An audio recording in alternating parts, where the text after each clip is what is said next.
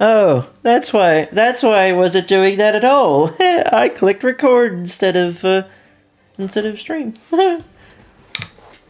Those buttons are right next to each other. I forgore. They are. I forgore.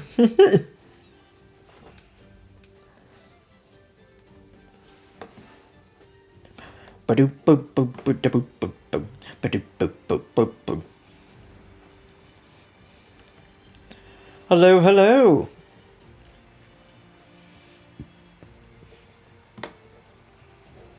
I suppose it would help if I turned on my interface, huh? You know, it's technical issues abound. I hit the record button instead of stream. Excellent. So for almost 3 minutes, I was just like, I was just recording. Also, what is this that I see that you changed your streamer name? Oh yes. It's all part and parcel, part of the plan. Yes. Huh. Mm-hmm. What is it now? I don't have it memorized now. It's There it is. it's a little something like ClaudiusTyro.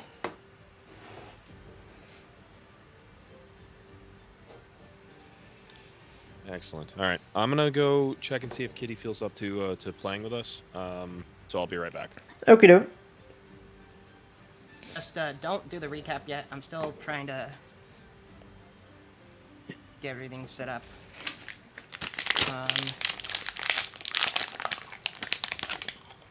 Shoot. Hello, dear. What? What's up? I might need to go back to the car and get my purse out of there.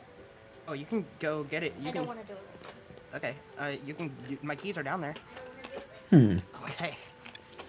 Thank you, honey. She's gone. Huh. I bought a subscription to an app, and the app, after 2 days, I spent $20 on a subscription, and after the $20 I spent, it's like, oh, by the way, you need to buy a subscription. And I'm like, what? And I can't get a refund or anything. I'm trying to reach out to them, and it's really annoying. Let's see. Sounds like intentional shenanigans on their part.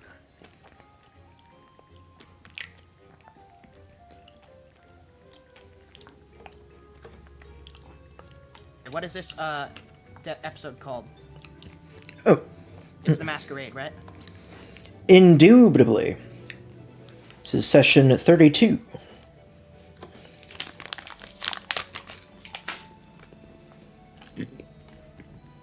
Masquerade. Oh, not know what masquerade is.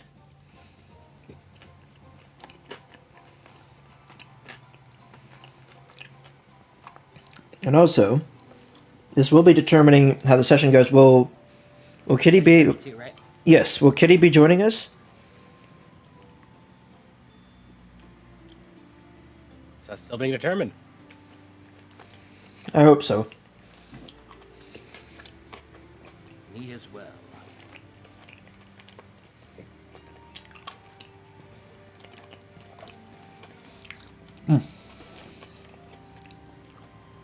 Bruh, okay, fine, make me log into everything again. For freaking Roll20. Fine, whatever, I don't care. Munchin' and a I wanna chewin'. keep this open and never log in ever again. Chewin' and a munchin'. Huzzah! Okay, I gotta figure out how to... No. So many new buttons to press. Chad, I've got so many new buttons to press right now. This is wild. Log, I've lost 2 followers. Okay. How did I push that button last time? No? How to do it? There's a second Neverwinter? Dungeons and Dragons, Neverwinter Nights 2. Huh. Wait, there's a second City of Neverwinter? What? I was about to say, there's another one. What? Let's see. What is this Hold on menu? this. Desmo should stream on Maria's channel to get more eyes on the campaign.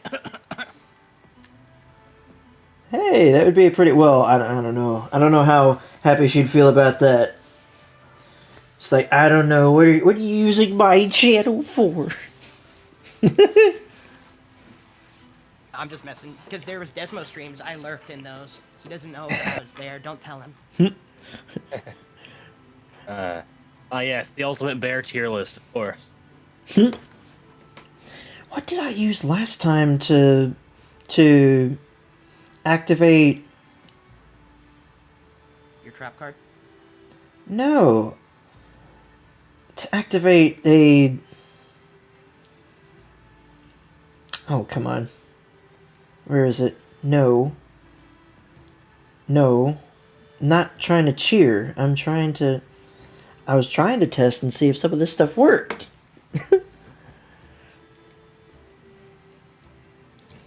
Oh well.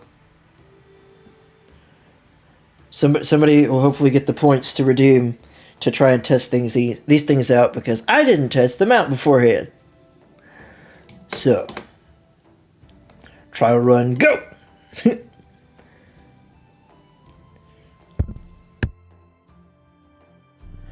Whew, excuse me. What's the one?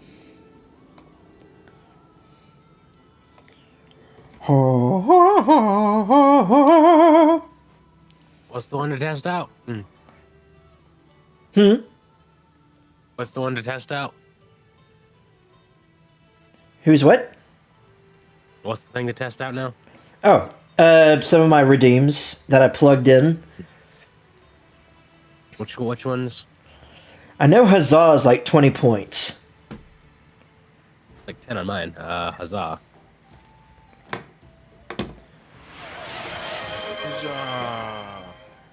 Wait. Yeah.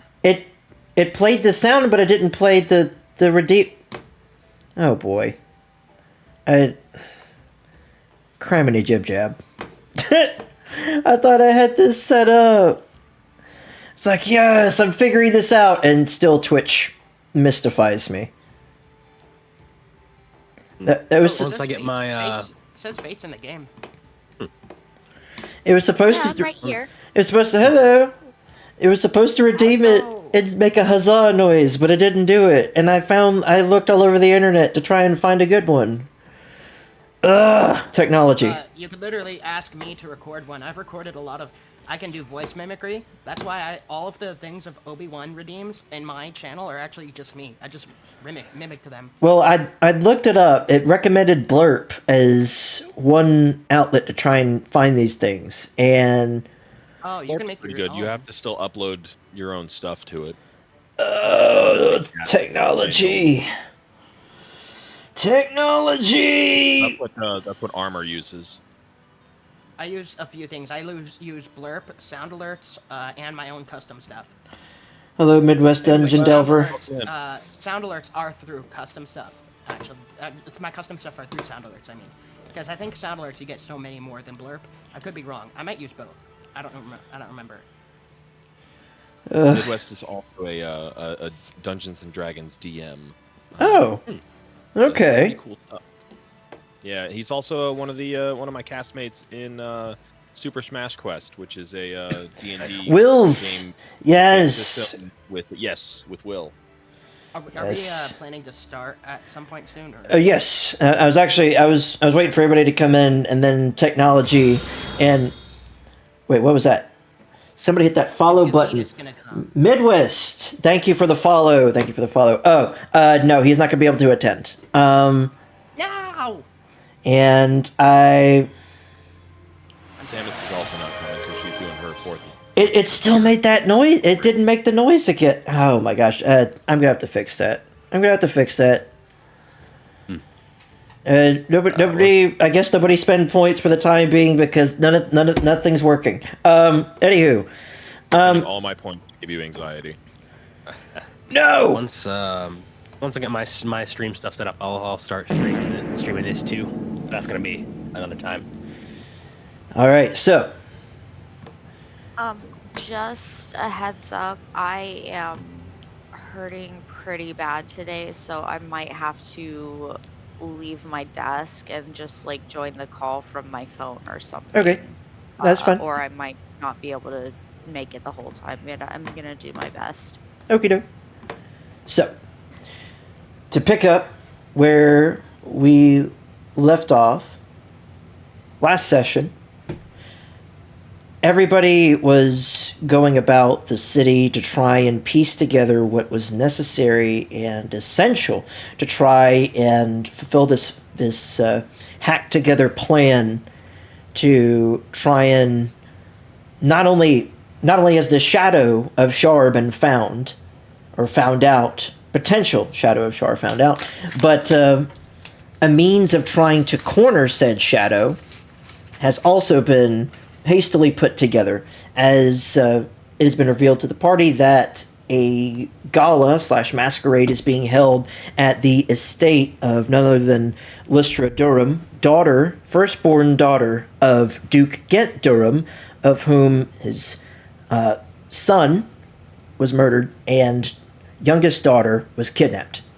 So this is an interesting turn of events. So in order to try and get into this party, several pieces had to be put together. For one thing, finding more information, which you guys went to Xanathar to try and discover or try and uncover more information, specifically about Lystra and as well as several other things, as well as specifically about people's past, who Raijin was, which come to find out he only had one mask of glamours to be able to disguise at least one person in particular, which would be the only member of the party that really need the disguise kit anyways.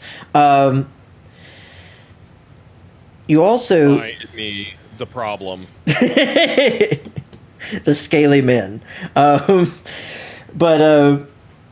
Yeah, you guys only had... You guys only... Wait, what? Is my mic delayed? Uh-oh. I don't know. Let me check something real quick. Hello. One thing that you guys also made note of is, of course, you needed for one thing, the attire to get into the party. Another is invitations, because this is the top of the tier, to quote a wise man, the cream of the crop, oh yeah, of Baldur's Gate society.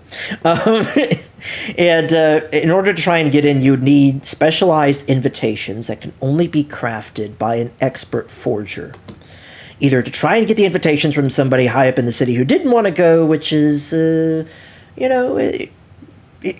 be quite the search, or to just have them simply forged together, of which Reyna was able to oblige, and through her old contacts was able to get these invitations created for the party. Now, also, another interesting individual enters into the city of Baldur's Gate, a tall and bulkish gentleman who came ready for all sorts of means of protecting the city after Baldur's Gate had put out the call throughout the Lord's Alliance in order to draw people in to bolster the forces of the Flaming Fist, who were already beleaguered already through the defensive efforts that they've been putting on against the warlords surrounding the city. Now, of course, Bulk was quickly issued from the docks, where he met a couple of people, a hardy dwarf and a very interesting elven gentleman kind of concealing part of his face and whatnot. He was immediately ushered into the Flaming Fist. There didn't seem to be too much of an investigation of anybody on the docks. It's just like anybody and everybody. We need you guys. So Bulk was then sent from the docks to Wormrock Fortress, or Wormrock Keep, in the center of Worms Crossing in the River Cheonthar, where he was then met by none other than the legendary Master Sergeant Gunther, who then told him he'd be perfect for the job, and because they need more able-bodied people, he was going to be deployed over to an outpost Rivington, where he'd receive his next orders, where he then found out that he, very first day, found out that he was going to be assigned to guard detail for none other than the masquerade at Lystra's manor. So, with that being said, after you guys have received these invitations, first and foremost, what I would like to ask is this. Who exactly are you guys going to be? What names are you guys going to choose? Because you have these invitations that are set before you. What names are you going to pick from the lot of you?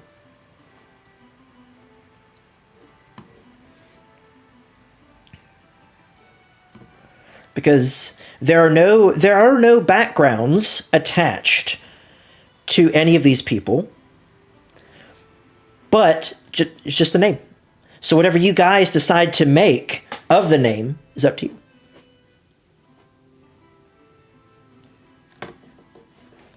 Yeah, I think we all chose names, didn't we? Earlier? I forget which name I chose, though. Yeah, I don't remember what name I chose because I kind of just got whatever name was left.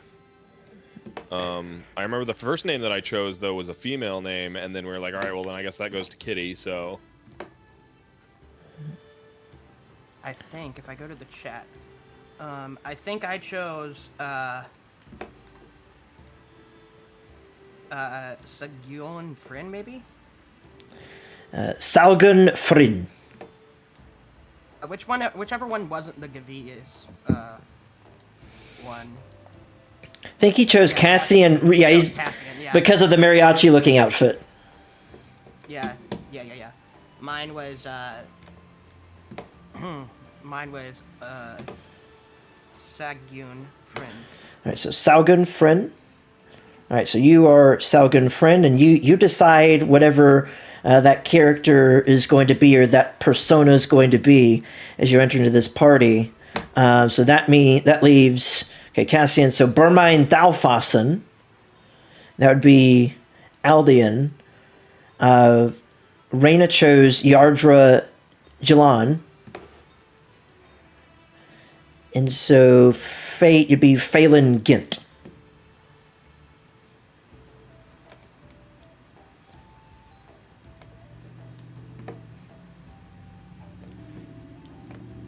Let me try and make note of that here. Hold on. So, Gavidos is Cassian. Let's see. Caldez is Salgun. Aldean. Burmine. If I can spell it correctly here. Let's see. Fate is Phelan Gint, and Reyna shall be Yardra.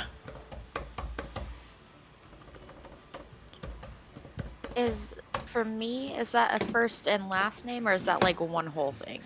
That's the first. Do I need to say I'm Phelan Gint, or yes. do I need to just be like I'm Phelan? You could either way. Okay. Mm-hmm. I was just wondering because mine's the only one with two, so. Oh no! Everybody has like two different names, but you could just like people they will know you by like maybe a first name or last name basis, like either or. Okay, gotcha. Mm-hmm.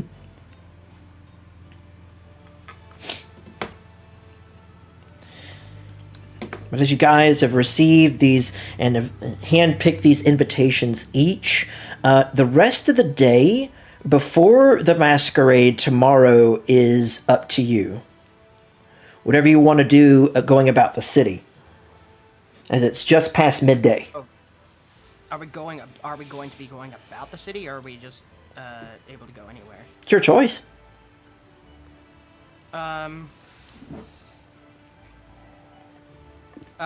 What did I need to do to investigate, like, the voice inside my head?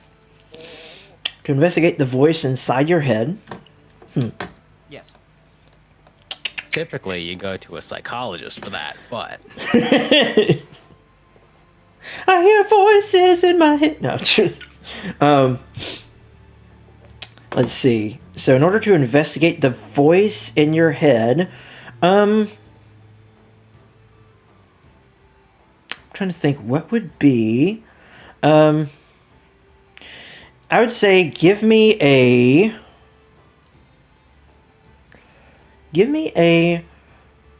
religion check. Religion check? Yes. Not an arcana check? Actually no. I would say either or, arcana or religion. I mean specifically, it's already been described to you that it is a soul leash is what's going on with you.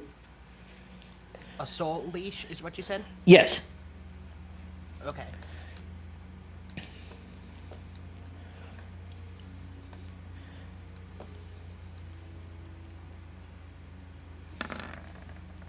So with a 21, with that arcana check, I would say that you already know that the object that you picked up was cursed. It was attached to somebody else, linked to somebody else on some other side.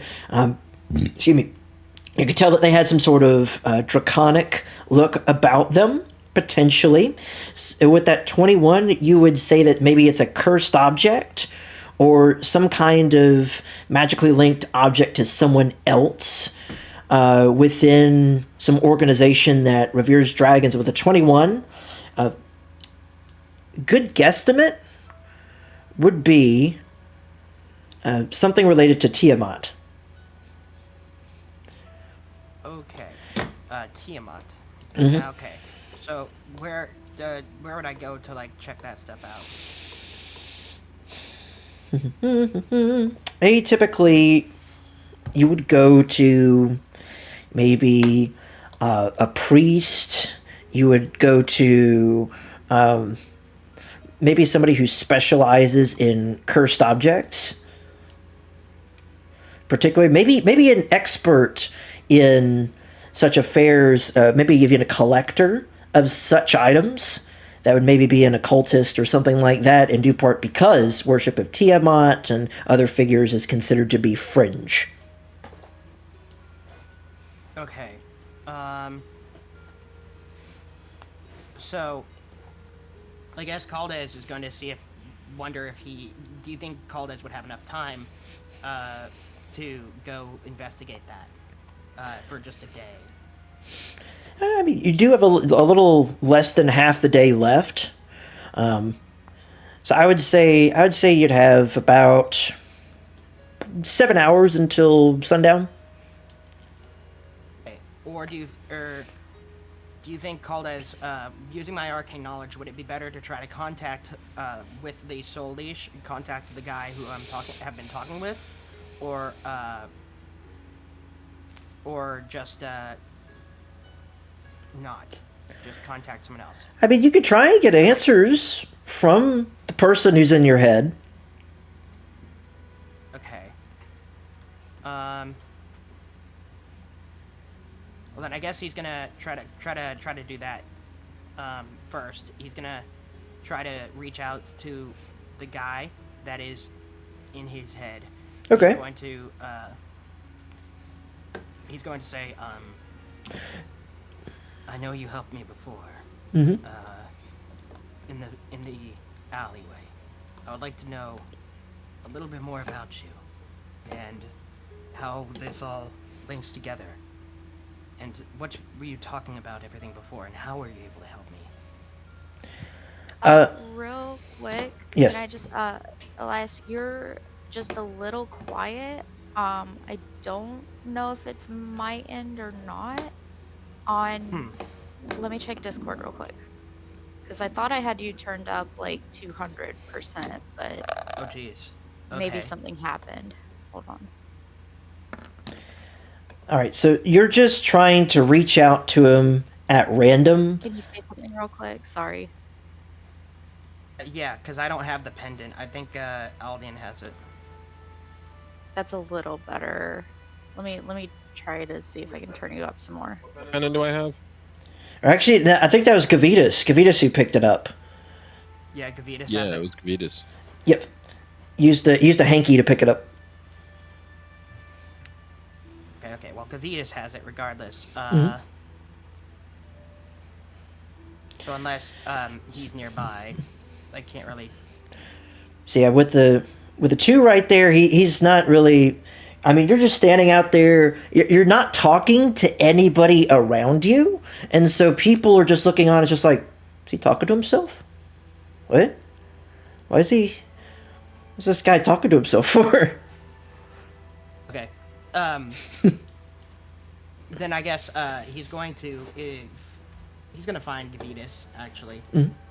Yeah, you guys are still in the Riverside Tavern.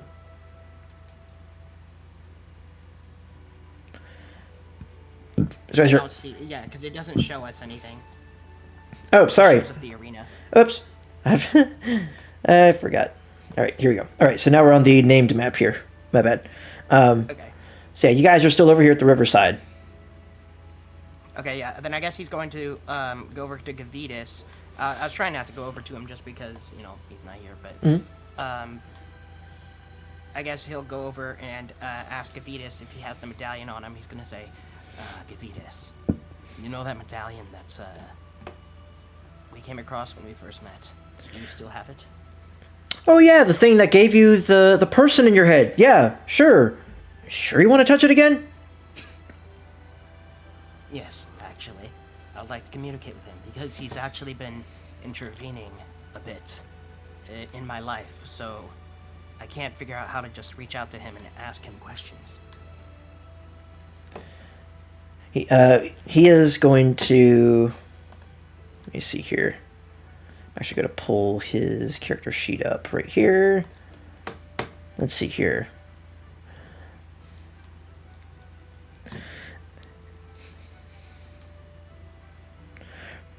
For one thing, just like unsure of what to do. Let me see.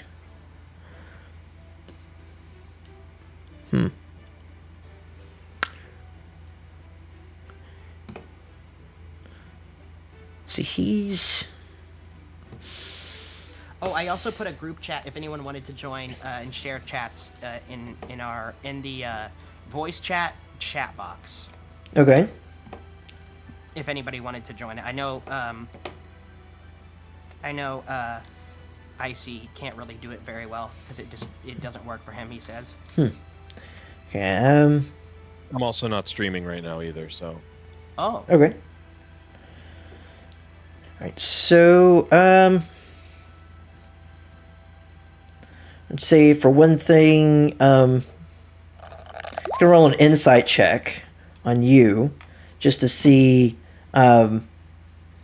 just a general, like, he's not believing that it might be you specifically talking, maybe it's the person on the other side, potentially, so with the 10 here, I need you to give me a persuasion. Because you're not lying to him, you're wanting to, but he's trying to figure this out. So you got to beat a 10, right here. Oh no. Oh boy. You got to be okay with an 18. That 18, he sees the reassuring nature of you, and at first he was trying to, like, you see him kind of squint his eyes a little bit to see if maybe your face changes, your eyes change. Nothing has changed. It's literally just you. So when he knows that it's just you, he says, okay, I'll let you handle it. But first and foremost, we're not going to handle it in here. Let's find somewhere quiet outside, and I'm going to be with you. Okay, that sounds good to me. Because if this thing takes you over, I'm going to be the person that puts you, that tackles you to the ground. Okay, that's fine with me, as long as it's not the dragon.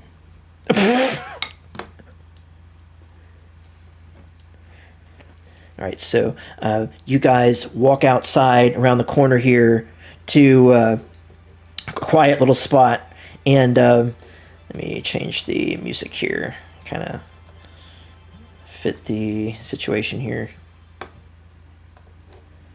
All right.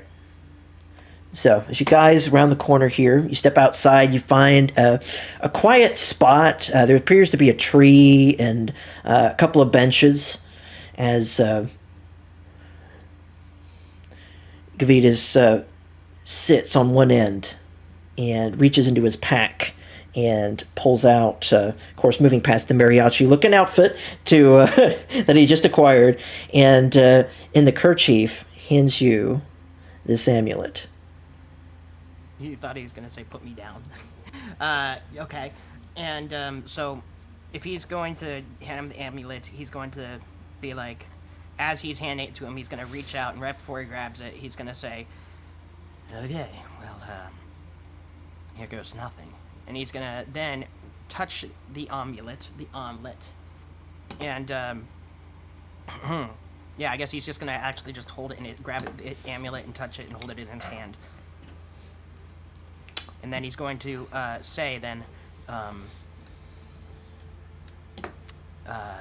entity, I don't know your name. If you've told me, I don't remember. Did he ever tell me his name? I can't remember, if I'm being No, honest. he did not. Okay, he's going to say, if I remember correctly, you were a dragonborn or something of the sort. Mm-hmm. You helped me in that battle recently.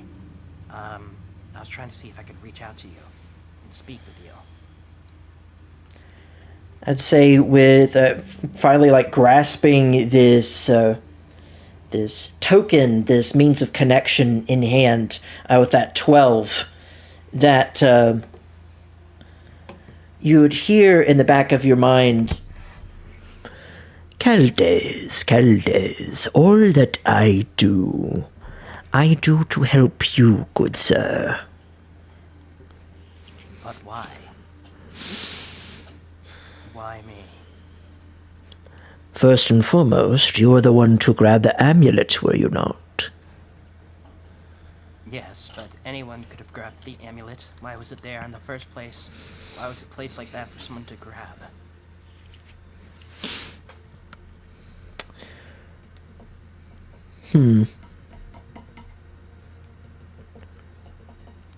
I'm just curious as to why you helped me. And if you have this power, how can you help me more, if you can? And what's your whole point of being around? You don't take control of me, you just helped me earlier. You've only taken control of me that once. If you've been here the whole time, if you don't mind my asking, like, what have you been doing? Just sifting around, looking inside to see intents and purposes. The only reason why I assumed control is to get a glimpse to see if you were maybe Torin or not. That is all. Orin. Yes, Torin. Though it appears that Torin is long dead.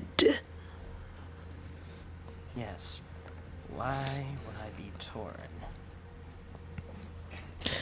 Because Torin would be the only person to try and go back for the amulet.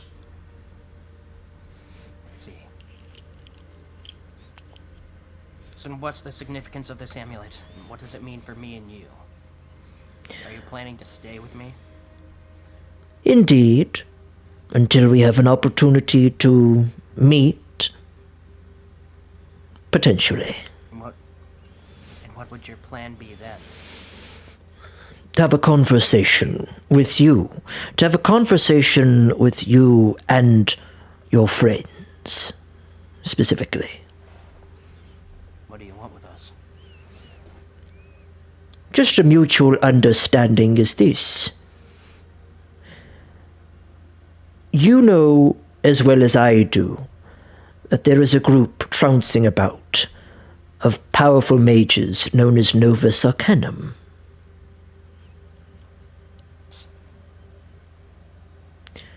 Are you against them? We are.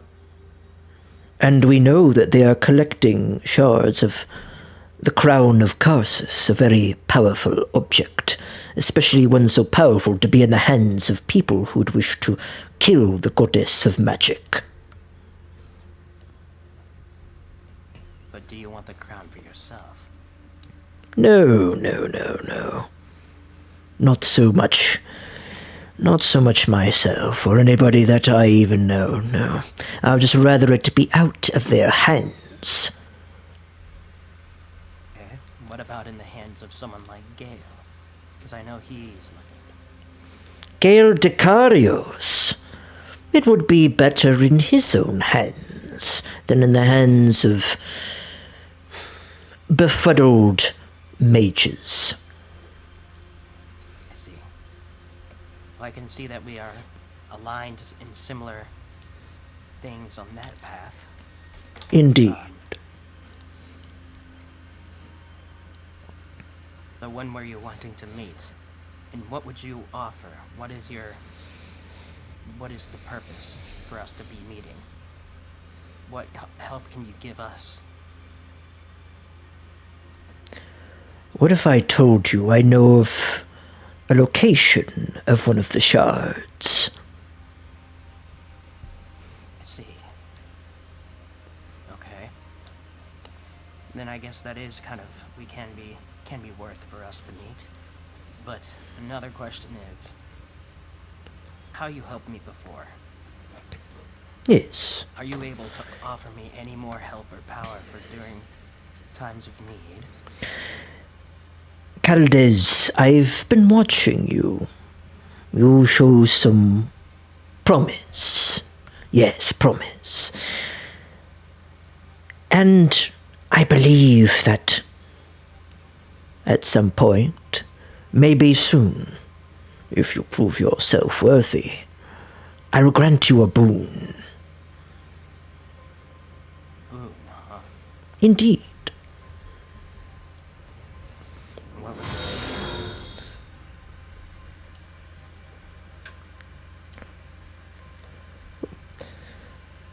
See here. be? Himself.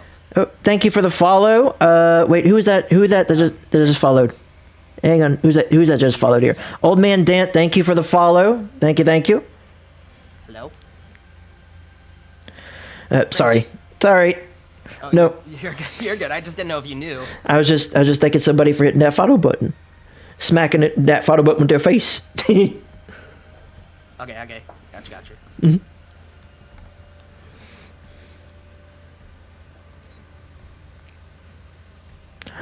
So yes, I will grant you my boon. What will this do?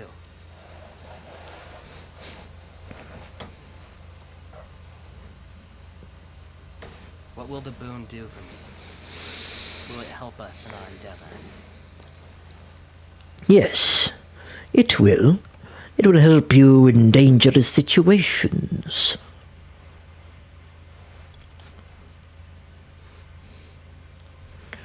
Something you will need for the road ahead. When will you grant me this, and how should we even meet? You will know when the time is right. I will reach out to you. Okay. If that's the case, then I guess there's not much else I can really ask you now. Indeed. Alright. Well, I appreciate you talking. Is this the best way for me to get a hold of you? You said you'll reach out, though, on your own? Yes, and in the meantime, I will observe. Alright. Just know, if I ever need help, I know you're at least there if you need to help me, or if you're able to. We shall see. Well, I guess it was a pleasure talking. And he's gonna say, I'm going to be putting this amulet down now. Yeah, as you turn to put it on the kerchief that Gavitas had it wrapped in, then looks up at you from where he's been writing on this piece of paper this whole time, just like as you see him kind of just shake the scroll to kind of dry it off as he rolls it up, and then he puts two fingers at his eyes, and then same fingers like turning around pointing towards you. He says, I'm watching you. Well, that's fine with me. It seems that this gentleman has the same goals as us, at least in the terms of the crown, and he'll probably be helping us out in the future. That being said, I did forget to ask for his name, and he's gonna kind of be like, I forgot to ask for his freaking name. And he's gonna then just set the amulet down, and he's going to say, he said he'll be reaching out to me at some point, so... He helped me in the last battle. He gave me power and helped me take down... Well, never mind. He kind of realizes who he helped him take down. So, you want to finish that statement? Wait, are you sure you don't want to finish that statement? It was to help me and my friends survive. He just reaches over, folds the thing up, puts it back in his pack, and just walks back inside. Okay, so I guess then Caldes is going to just kind of follow him inside, and then Caldes wishes nothing more to do but before the masquerade other than I would have prepared spells today, and if not, I can prepare them now. Okay. I think I prepared them earlier, so that's all Caldes is that's all for me. All right. As for, let me pull this up real quick right here. Actually, I could pull this up right here because I have window capture going on. So I could just go like and do this. Let me double check real quick with my correspondence.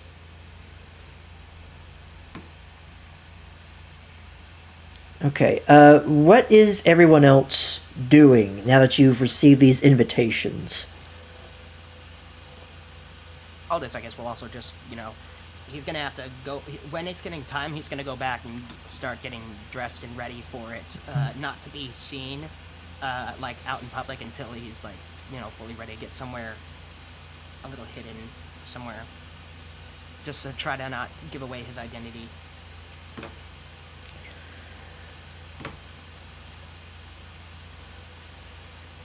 Also, this is going to be for Gavitas here, as he's going to roll this with advantage right here, specifically, since it relates to his order. And even with the 9, okay, so I'm going to relay that information to him. That was the roll right there. What else would everybody else be doing, or what's really coming to mind? You've got these new names to go off of, these identities you have to formulate. So, 2 things. Number 1, I know initially we were going with the idea that I was gonna just be disguised as somebody's fur trim, but I have been informed that I now have a dress to wear to the ball, so I guess I'm gonna be wearing the dress and being Phelan. Do we have any information about these people, or that we're pretending to be, or are these just random names? These are just random names from somebody who's good at creating new identities. Okay, I probably then would just be kind of trying to pick a character, pick a feel for bless you, for the what I'm gonna be mentally preparing and you could makeup and hair and stuff. I mean, you could either or. You could wild shape into that, but let me just say you'd have to play an excellent dead animal, or if you're choosing to be a living animal. I don't. I mean, you'd have to find out if they allow critters in at the front door. That being said, your fake identity was given by your cat friend. Yes. Yeah, so I think what I'll probably focus on doing is just kind of getting Fate would be getting into character for tonight and working on her hair and her makeup and stuff. That takes a long time sometimes, so I've been told.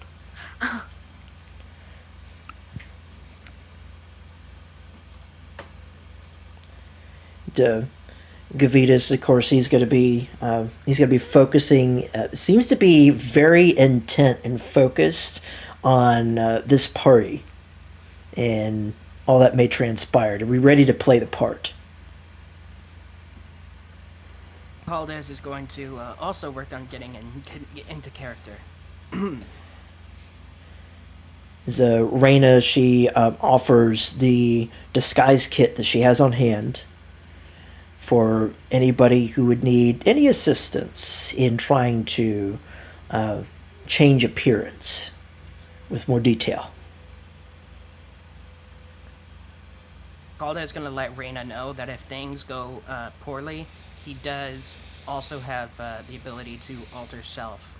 So he says, unfortunately, I don't think alter self allows me. I think we discovered this last time to alter anyone else other than myself. Correct.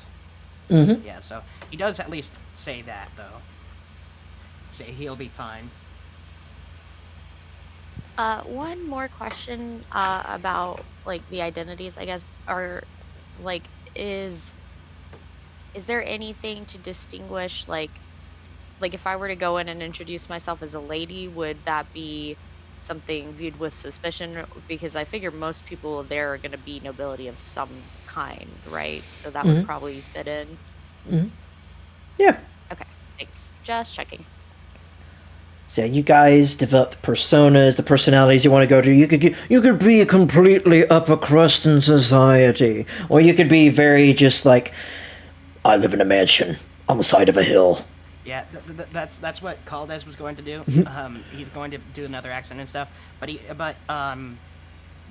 Does Caldes is Neverwinter's a bit uppity, right? A little some places in the richer parts. It's you could yeah, it is to a degree. I mean, every place has their people. Okay, where is a more obscure place that people have heard of, but nobody from the party might likely know if he can figure that out? So, like, saying where you came from? Yeah. More, just in case he's asked. More obscure place. Because I don't imagine, because Everska, I don't know, would have... It was a small... I think it's a smaller elven place. There might not be elven too many elven like lords there, especially after the spell plague. So I didn't know if he should probably even say that's where he's from. He could just he could say somewhere else maybe.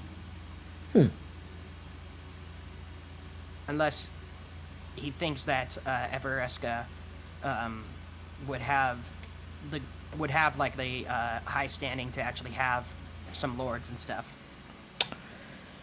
I would say you could roll a history check with advantage on that if you were trying to discern that specifically. I mean, because it is your home. Okay. The 19. So yeah, there are some members of nobility there in the city of Evereska. In due part, yes, people were... the board wasn't entirely cleared when the spell plague hit. There were people that were able to survive in due part because of their magical acuity. I mean, you think about it with elven kind, with their relation to the Fae, specifically like the Feywild, they do have their connection to magic in and of itself. So with that magical acuity, there would definitely have been some people with the finances and the know-how with spells to be able to survive. Cool. Then I guess that'll be cool, because then if they try to see lying about where he's from, he won't be.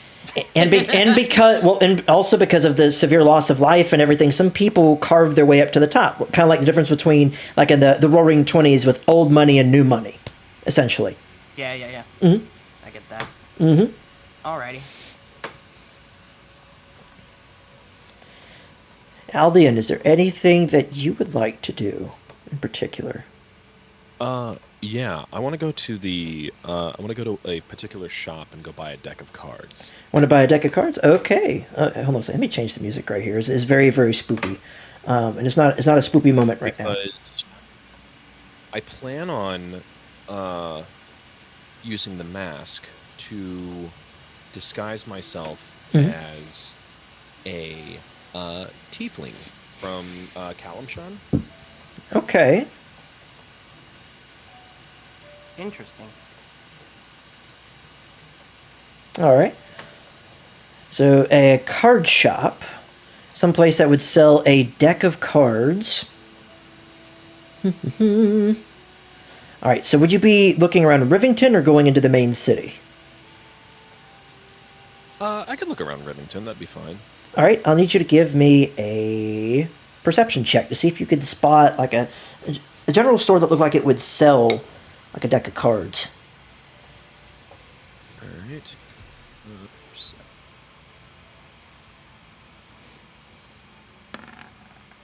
With a 16, Go. as you're walking around the city of Rivington, you would actually, so interestingly enough, as you go walking about the city right here, you go looking around the general store and everything, you return back to the tavern where there happens to be an individual at what appears to be playing a game of Three Dragon Ante in the corner. Excellent. And this group of individuals seems to be part of the group that's spreading the smoke around the parlor in and of itself. There's a couple of gentlemen with the pipes, one with the cigar in hand, as you see them not exactly flipping, but kind of just like dealing out or dishing out the fanciful-looking cards. The backs of the cards, to give you a little bit of a description, it appears to have like a blue circle in the middle with intricate designs in it. It appears to have like golden like shoots coming out from the center of the golden circle to each, or the blue circle to each part of it. These cards do, however, on the edges look like they've had some wear and tear. But it appears that several other people have brought their own decks with them.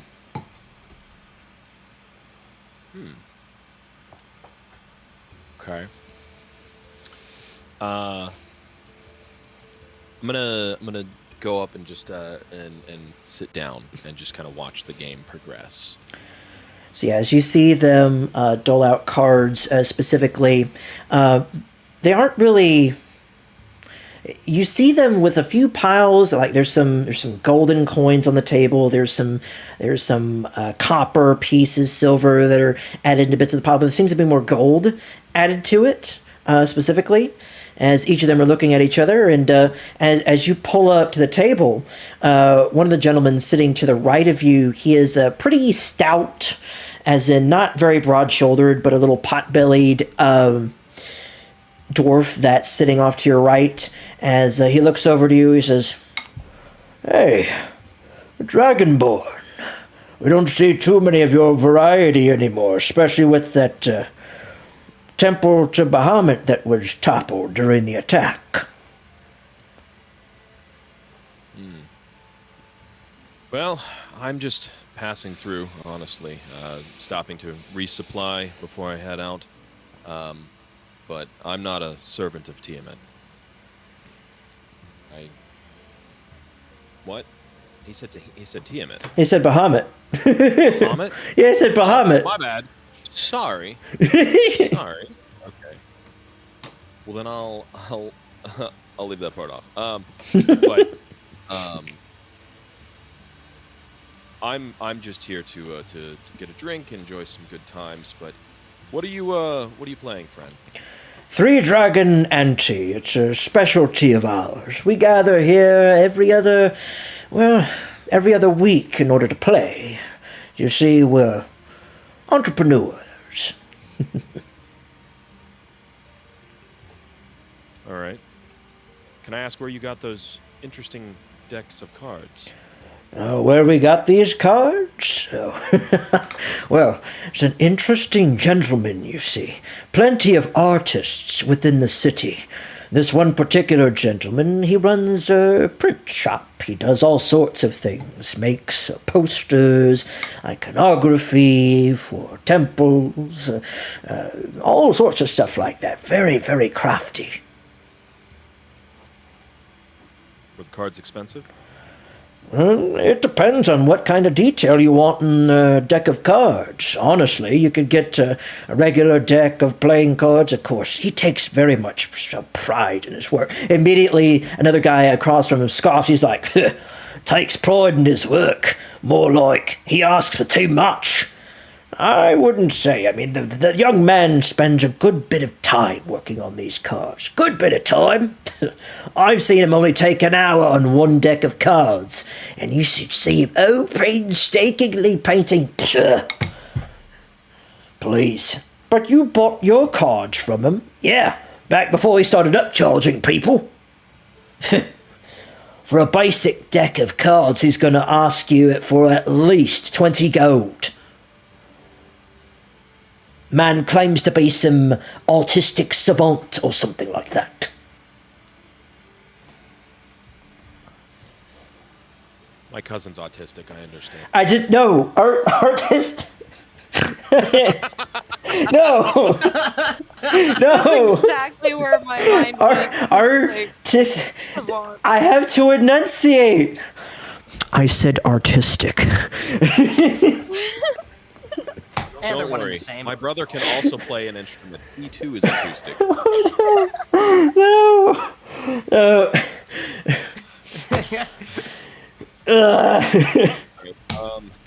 Can you point me in the direction of the shop? I just want to browse his wares. Oh yeah. He shares a building up in the upper city with some very nice people. It's just west of Ramazith's Tower, close to the Black Dragon Gate. It's Okay. it's called Argon's Artesian. Well, gentlemen, thank you for the information, and I hope you enjoy your game. Absolutely. Thank you. And listen, if you happen to spot, if you happen to spot him, good old Argon there, then again, he's there every now and again. He's been requested all over the city. If he's there, tell him Barrymore said hello. Got it. Will do. Fairly well, gentlemen. Indeed, very well. All right, then I guess I'm gonna head towards that card shop. Right, so you venture your way across the city as others... Argon. Yep, Argon's Artisan. So he goes... His spot is all the way... So if you see where the black token is dragged right here, so you pass by Ramazith's Tower. Now, you had barely been able to make it out from High Hall as you guys came from a different angle, but as you pass by Ramazith's Tower, it's this massive, just... tall structure, just boop, boop, boop. Like you'd never seen a building that reaches up nearly to the clouds like this one does. As you see, like layers stacked upon layer, and of course, it gets smaller. The tower does as it ascends higher and higher up into the air, and you happen to see some vast outcroppings, and of course, some circular like balconies around the upper parts of it. But it's just this absolutely massive and intimidating structure as you go right by it. To pass on, you happen to see a shop right in front of you that says Argon's Artesian, and the sign on the outside of it, it appears to have this this smiling, almost like a mask of like a smiling face, and it appears to be like a very well, like just very, it's overly intricate, like a little, what's the word? Basically, people used to paint paintings and whatnot. It's like this flat board, you stick your thumb through it. I can't remember the name of it off the top of my head. An easel. No, not an easel. Painter's palette. Yes. Easel? A palette. Yeah, Painter's palette. Palette? Okay. Yes. the little thing that Right. Okay. So yes, that is what the sign depicts, and of course it has some very like interesting accents off to the sides and whatnot. But it appears that the shop, the sign says that it's open. Okay. Quick question. Mm-hmm. how many uses does this mask have? Is it only got like one use, or is it just as long as I'm wearing it? As you look upon the mask itself, or look at the mask itself, it appears to have like a small scroll tied to it. So if you were to unfurl the scroll right here, basic instructions are this. On the front of the mask itself, there are 3 gems. There are technically 3 uses. Okay, all right. Mm-hmm. It's not been used yet, so. Mm-hmm. Okay. Then I'll just I'll put the mask away and I'll go walk in to the to the shop. All right. So as you walk inside, you happen to hear this bell chime from above as... Hold on a second. Going to roll here. A D4.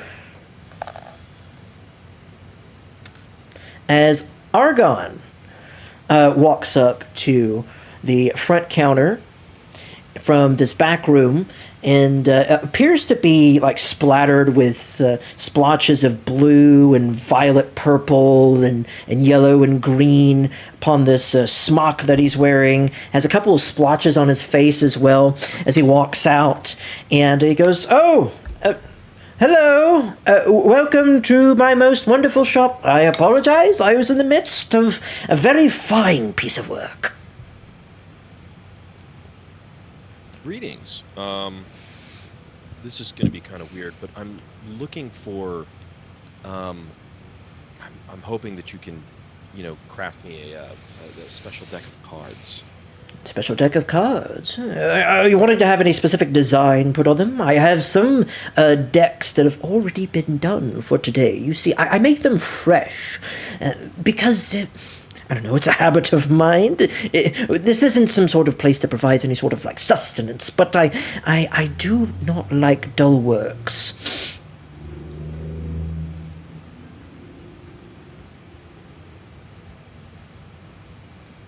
Well, what have you got? Because here's what I'm looking for. See, I lost my deck of cards recently, and it was a very special deck to me that I had used when playing cards with some of my fellow military friends, we'll call them, and we would spend the nights playing cards, and it was a really special deck of cards to me, and so I was hoping that you could recreate them, or I could see if you have one deck of cards that maybe might be similar. Okay. Well, first let me show you what I have on hand. I have these 3 decks before me, and he happens to pull out these 3. And interestingly enough, like he's treating these things almost like a jewelry shop. As he reaches behind the counter, it's in this wooden, like elegant wooden, almost like mahogany wooden case with a glass top to it.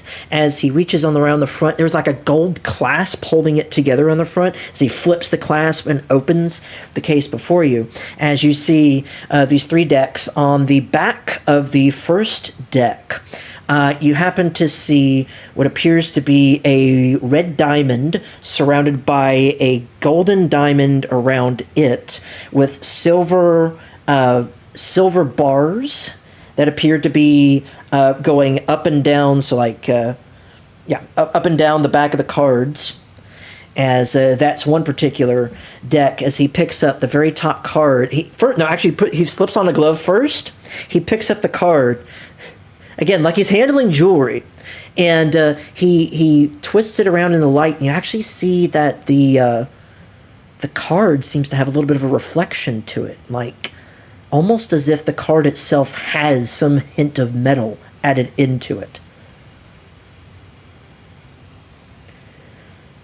Before you go further, if these are the type of cards that you are showcasing, I don't believe that you're going to be able to help me, unfortunately. I'll look somewhere else. Thank you. How so? What do you mean? The deck of cards that I'm looking for would merely only have a yellow sun on the back, and the reason why I would like to have it customized is I was hoping that you could maybe add what would resemble tinges of blood at the edges. of a son. I... tell you what, how much time do you have? I have this afternoon into this evening, but anything past that I do not have. With that kind of design... Again, I also... That kind of design, it doesn't sound all too intricate. I believe I could fine craft that for you in less than an hour. How much would it cost me? Usually for a custom deck, like a regular custom deck, without too much details. You see him kind of like counting on his fingers and looking up at the ceiling as he does so. He's like, almost like internally calculating everything. And he goes, oh yes, that would be about 25 gold pieces.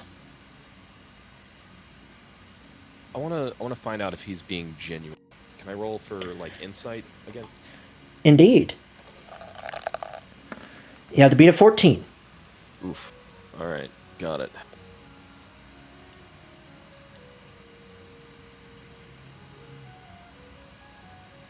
Oof, my wisdom is -1. That's not going to be great. That is a 7. Oh. So with the 7, he seems... It appears to be being genuine with you, as he says, it would be a rushed order, and I do wish to provide a good quality deck. Word of mouth spreads around about some of my products, and people have stopped in here. There have even been some fine people that have stopped in recently, wanting to attend various parties around the city. All right. You've got a deal. I will be back in an hour to pick up the deck and make payment. Good. All right. Sun design. Appear to be some blood upon it around the edges of the sun. Yes. Okay. As you see him quickly, like scrolling it down, he says, "Yes, I will get started on it as soon as possible. All right. I do have a work to finish though, very shortly." As he then turns around, he pulls the curtain aside to the back room. He says, all right, dear, could you please, are you still holding your position with both of the bowls on each hand? Yes, and on my head as well. Do I need to? Yes, hold that spot, all right? I just have to paint one more thing, all right? One more thing. As he walks back behind the curtain. All right. At this point, then, I would need to leave the shop and go back to the Crimson Keep to go get a little bit more gold, because I did give the lady at the boutique some gold, and I only have 10 gold on my person. Okay.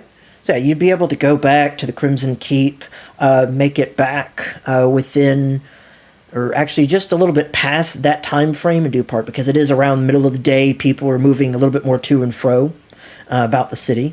You'll be able to make it back to the shop, and as you do, he has this deck of cards that he has prepared for you, and specifically, you could see some of the hues, the very same hues that he had from the deck in and of itself, painted on himself a little bit. Even though he didn't try to paint himself, he definitely takes pride in his work, and sometimes there's a little bit of splashback that comes from it. But he happens to have this deck handed out to you, and he says, with a little casting of prestidigitation, I was able to quickly dry my paints as I do so. I don't allow it to air dry. The wind can cause the paint to run, whereas a good little bit of the weave, as he says, as he casts prestidigitation again to create a little bit of a sparkle over the tops of the cards as he goes, ha-ha!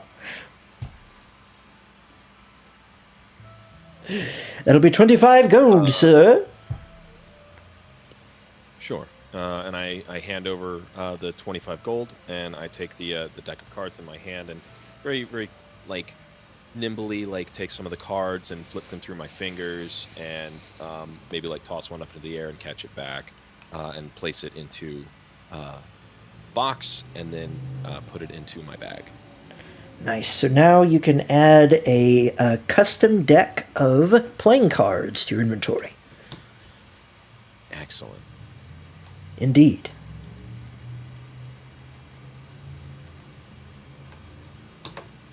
And I'd say it's far less than a pound. I mean, probably like 0.15. Just barely anything.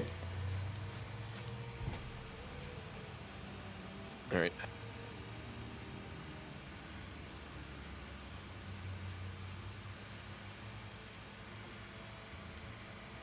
All right, and that's really honestly all I wanted to do. All right. So as you head back to the Crimson Keep, as everybody settles in and prepares for tomorrow, we will be following up here with the newly. Did you want to do anything, Des? Oh, that's what I was about to get to. Okay.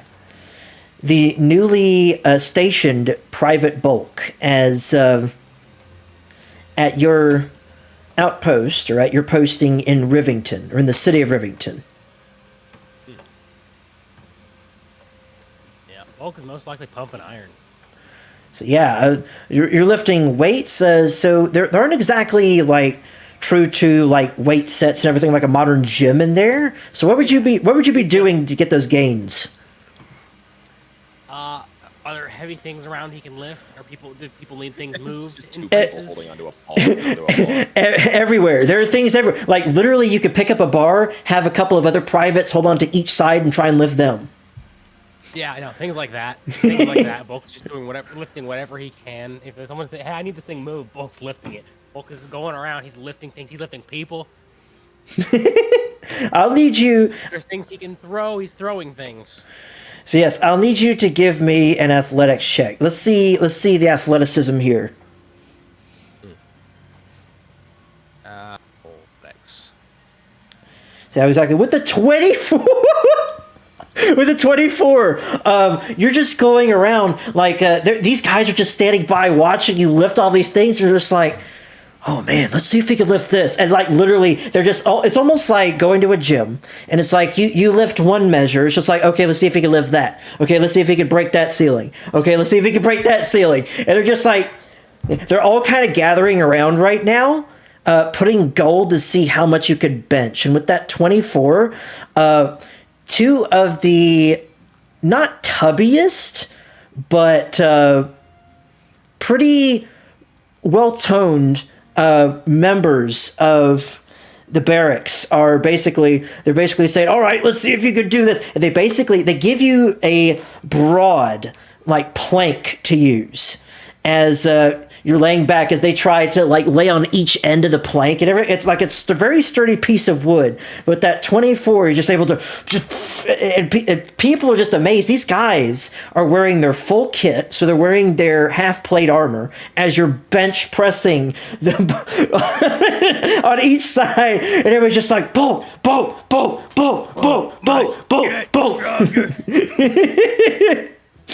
Has anybody ever seen the old cartoon Dave the Barbarian? Yes. Jabbers. But jabbers. So there was one particular episode that I remember where they were the castle had been taken over by somebody who was evil, and I don't remember the exact specifics, but they basically had like forced Dave to be doing push-ups, and so like he was like doing them very, very easily. He's like, I'm gonna have to make this harder, and he starts doing one-handed and then one-finger push-ups, and then just starts like piling more and more things on him throughout the episode, trying to get him to break in these push-ups. And that's how I'm envisioning. It's just he's just like doing more and more and more, and it's just not breaking. It's like Metal Gear Rising. I'm strong. Just as this is going on, everybody's just like bulk. You're like in the middle of the barracks and lifting these guys, and they're just like, okay, this is pretty cool. Immediately, the sergeant in charge of this posting, as well as basically what would be considered his sidekick, is corporal, is standing right beside him, and immediately everybody just starts just like gets in position by their bunks as Bulk. As you see everybody shift to each side, do you keep pressing, or do you try to see where this is coming from? still people on the plank? Yep. Then Bolt keeps lifting. Keep on lifting. Immediately, you hear somebody at the other end of the hall yell, "Attention!" Bolt probably doesn't have people on his plank if they do that. Immediately, both of the guys on each side, they look up. They immediately they pull themselves off of the board as they stand up and face the front of the room. Bulk is going to sigh heavily. Gets up, falls into attention. Walking into the room is a sergeant, and he looks around. Listen, all of you. There has been some new orders given, and seeing that, another one of our fine gentlemen had gotten himself a little too bruised and battered from a visit to a tavern in the wonderful downtown districts. It appears that another assignment has also been given to my friend right here, Corporal Caspian. So, Private Bulk.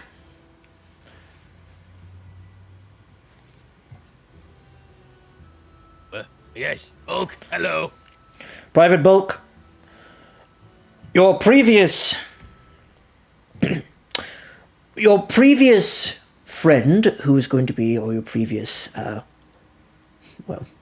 fellow guard, the very front gates of the party, is not going to make it, so Corporal Caspian will be joining you at the masquerade. All right? You two will be pulling guard duty at the front gate, and this is very key, very vital, Private Bulk. So he reaches back into the pouch on his side as he flips it open and pulls out a talisman, as it appears to have the emblem of the Flaming Fist. Now, let me ask you this, Private Bulk. Have you had any experience with magical objects? No, but Bulk wants to be a wizard someday. That'd be pretty cool. Bulk not use much magical stuff, though. I see. Let me explain this to you. All right? Since you've been assigned on this duty, which I find interesting, such a new person assigned to such a duty. It's the very first day. But, nonetheless, this is an amulet of magic detection. Okay? This means you can use it to cast a spell that will detect a magical object on a person or anywhere else nearby.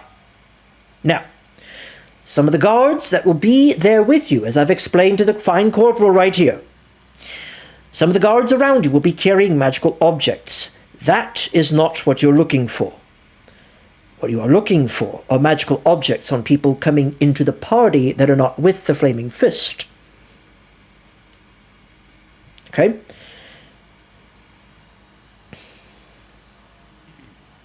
Bulk become wizard of magic scanning. Okay. Yes, good. Glad that you understand. Now, there will be one certain magical object that will be allowed through, because the invitations that have been handed out to the masquerade attendees are magically induced. They will have an indication that they are magically induced, but they will not have any school of magic tied to them. Just to give you a heads up.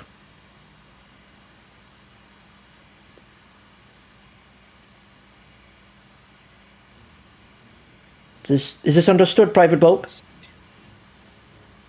Used. What that mean? Roll an Arcana check, Bulk. Oh boy.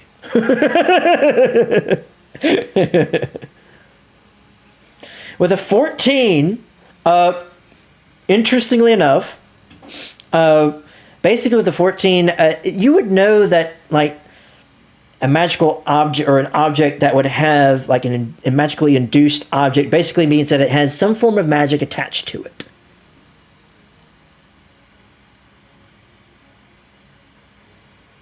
Okay, somebody put magic in the thing.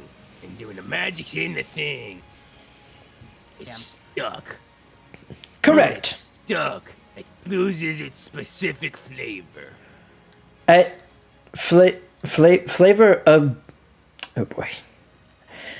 Out of curiosity, do us that are going to the party know that there's I'm assuming there's no weapons allowed, and it's is that the case? To an event where nobility is attending, yes. Okay, I am the weapon. And leadership of the city. I guess I should have done. Could I? If I would have known that, I would have gone out to see if I could get the verbal, for the physical components that I could keep with me to cast some spells. So here's the thing. You would have to either sneak that in or your arcane focus. Either one of the two. Okay. If that's the case, and I know that the my arcane focus, because it's arcane, doesn't have a specific school, correct? Let me think about that. That would... Yeah, I've never actually asked that question myself. Let me see here. Because if that's the case, I would just put it on... I would actually put it in the envelope with the invitation. I would slide it in there after I showed them the invitation. Let me see here.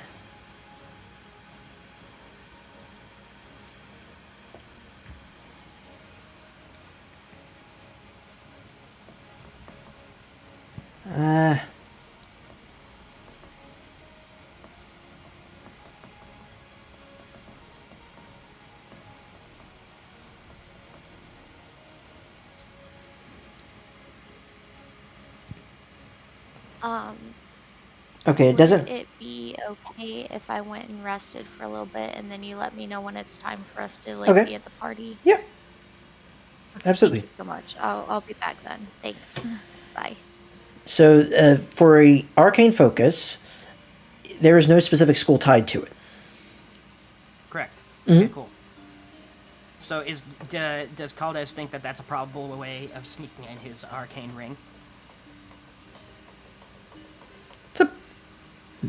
Give me an Arcana check. Okay.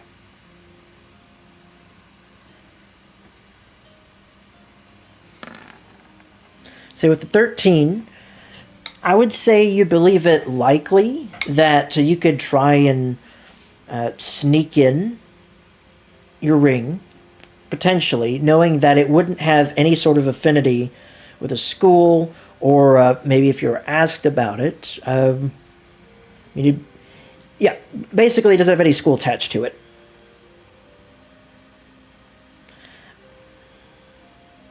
Okay, so then that's going to be called as his plan. He's going to kind of always have his invitation ready in case someone comes by and asks him, because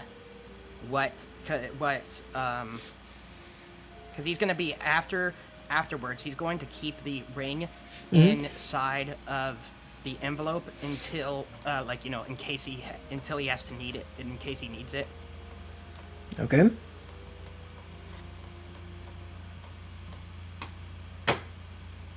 I think that might be a all right plan, if you think that he thinks that'll work.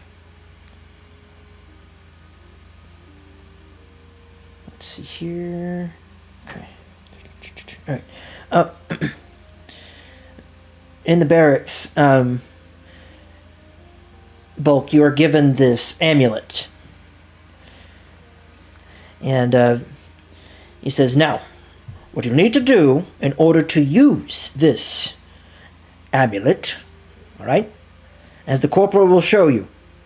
Corporal, as he walks up to you, he reaches into or underneath the chainmail shirt that he has on, and pulls out the amulet as he puts his hand on it. He says, all you need to do is just grasp the amulet and focus on what you're trying to scan first and foremost, to look over the person. As he does so, he holds it. His eyes begin to glow a light bluish color as he looks you over and sees the magical pendant now in your hand, and points that out and says, "There we go." Firmly grasp it in my hand. Yes, that's right. Firmly grasp it. Firmly grasp it. Okay. Indeed. You'll firmly grasp it, and then you will put it to use. So, again, you'll be scanning everyone coming into the party, because there might be some people trying to get in that have less than good intents, and especially after, well, the situation that's developed in this city in the past so many days. Well, it's very essential to make sure that we check everyone very thoroughly.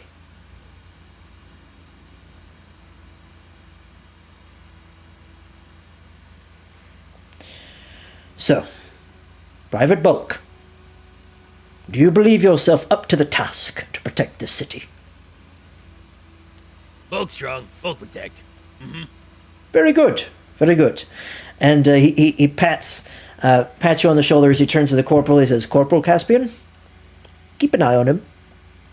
"Yes, sir."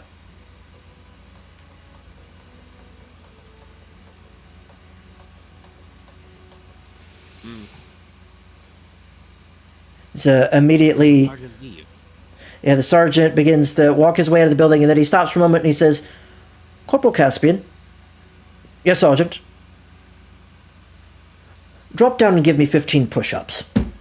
Wait, what? You just called me sir. Remember the rules." "Yes, Sergeant." Immediately you see him get down, his hands and knees spread, and then get in like a front-leaning rest position as he starts beginning round after round of push-ups.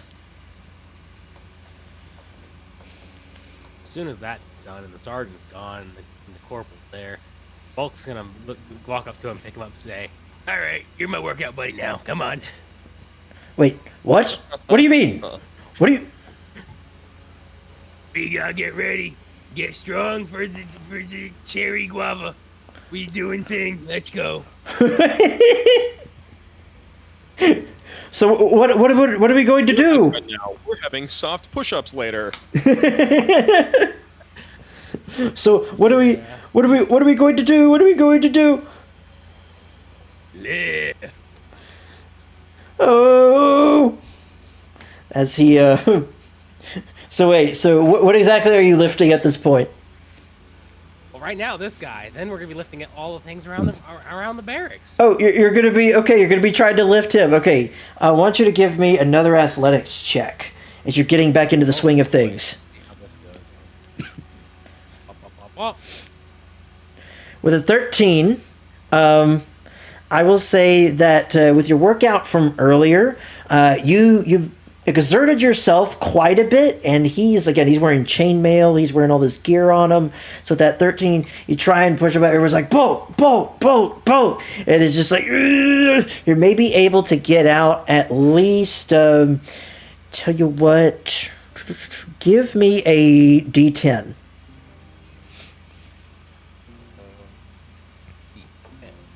You're able to get out 7 reps before you start to feel a little bit of strenuation on your muscles, like your arms. Strain. That means we gotta go for at least one more. All right, I'll need you to give me another athletics check with disadvantage, because you're trying to max out here. With a 16, you're able to just push him up just high enough into the air, and immediately pull him back down. With that 16, you're able to easily just put him back down and set him aside. Your arms feel like spaghetti noodles. Good workout. Are his knees weak? No. He that Bombing up the sweater already? mom spaghetti. I'm steady. No, I mean like he's just been working out his arms up to this point. Like maybe he could start on leg day. Who knows? Oh, I'm sure he was lifting barrels and doing things with that. So his Oh, legs yeah. got to work out too. I'm sure. Try to get arms and legs. Bulk never skips leg day. He never skips anything day.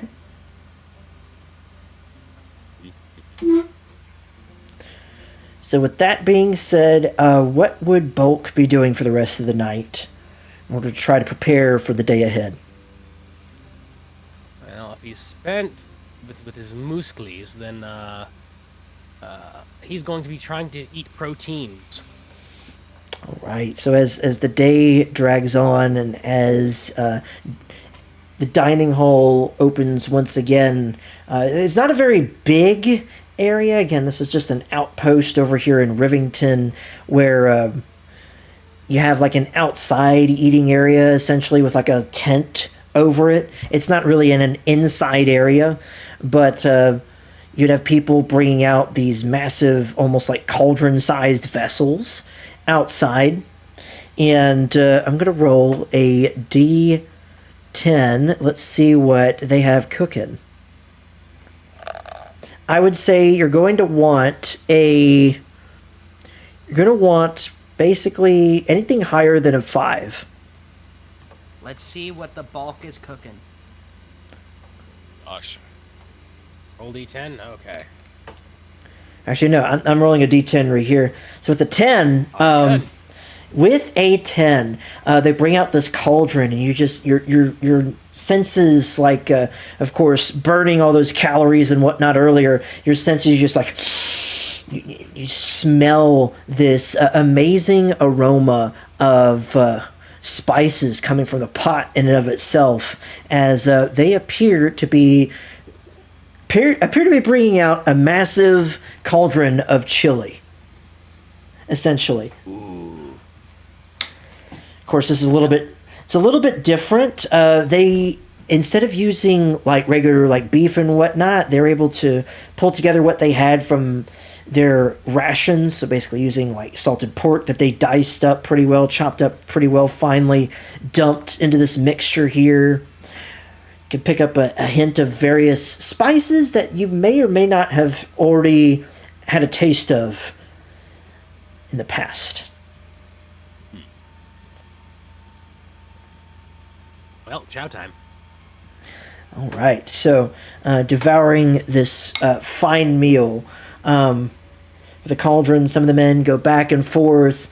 One of the men that you lifted earlier, he then turns to you and he says, "Hey, Bulky, would you want my second?" All about good gains, bulk gets even stronger, 'cause strong is good. And good to eat after good workout. Yeah, tell you what, you could have my second serving. How about that? Any thank you. Indeed. And Bulk, I want you to give me an insight check here. This is against. Oh, what the heck is this pop up? Go away. You guys are about to be mean to Bulk. I'm gonna be very upset. Hang on. Up. So yeah, with a 14, appears to be very genuine about giving you a second portion. And as he does so, he walks over to the cauldron, lingers around. You see the chef and him both look back at you, and he gives you a thumbs up as he turns around, and I see the chef take a little bit of time to add to this bowl here, to his portions. And so he walks back over to you, brings it back over, as he sets the bowl before you, says, "There you go, Bulky."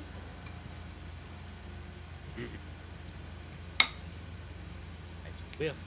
It's just smelling. Let's have a bite, I suppose.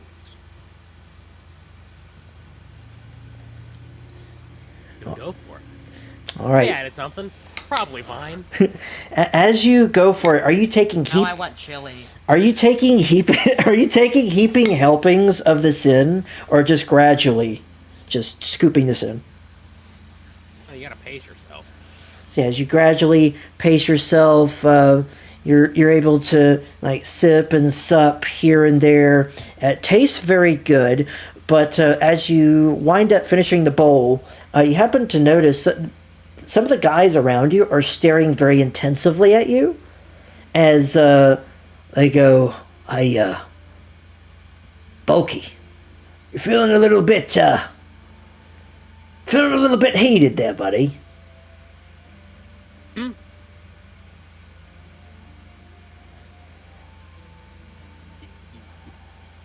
Meat dish supposed to be spicy. Bulk, I'll need you to give me a Constitution saving throw. With an 18, you can taste the spices of the food, and you don't like. It feels like just normal spicy food to you.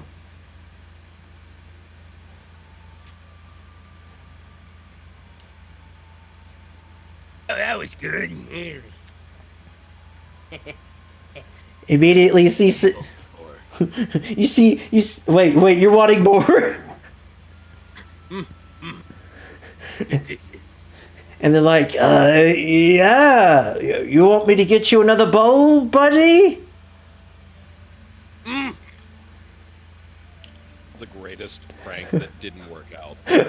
So they go back and they get another bowl, and he takes his time with it. He looks back at you. He just kind of just awkwardly gives you a thumbs up. He looks back over at the chef, and you see him kind of put his hand over the side of his mouth as see the chef just like nods his head. You see him reach down off to the side, add a little something. He adds after he adds the food into the bowl, he brings it back to you. He's like, here you go, buddy, have another.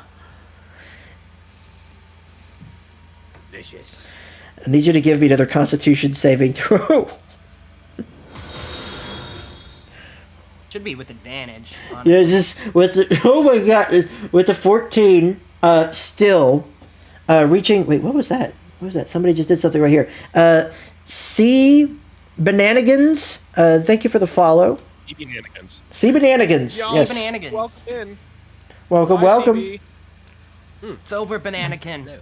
I have the high ground. With that 14, I mean, it still feels like on the back of your tongue and whatnot, it still feels spicy, not too spicy, but you could still detect the spice in and of itself of the food that you're devouring. And immediately, one of the guys across from you just says, "I don't believe it." As he looks back over, well, I gotta say, he passed the test with flying colours. Well, let's see if he passes the test tomorrow when it goes out. Yeah, I was looking to say either Bulk has nerves of steel or has dinosaur brain and is going to be paying for this later. Why not? He might have both. Why not? So yeah, you devour it as immediately he reaches across the counter and says, "Well, I gotta say this. Welcome to the Rivington Brigade." Rivington Brigade has good food. Always, mate, always. What's a little bit of hazing between military friends? So, Bulky, what exactly brought you here? We both wander around, like to get stronger. Seemed like a good place to get strong. Well, you came to the right place. We got warlords all about us and surrounding us, but tell you what, rumours came down from the grapevine. An interesting thing. It's a group of heroes that supposedly felled one of them. They're moving about this city here.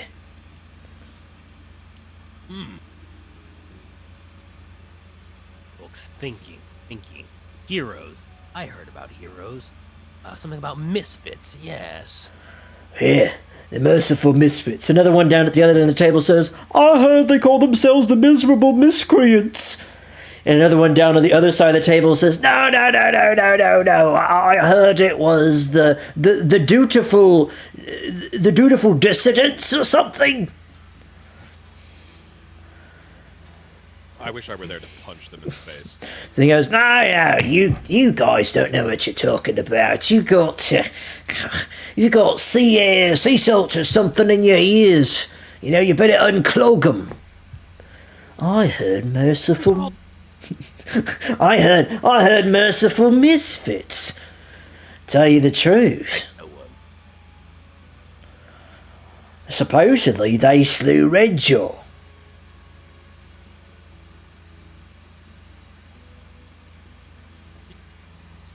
Redjaw must have been strong then, I think, maybe, I guess. Yeah. Could say he was one of the more meat-headed of the warlords.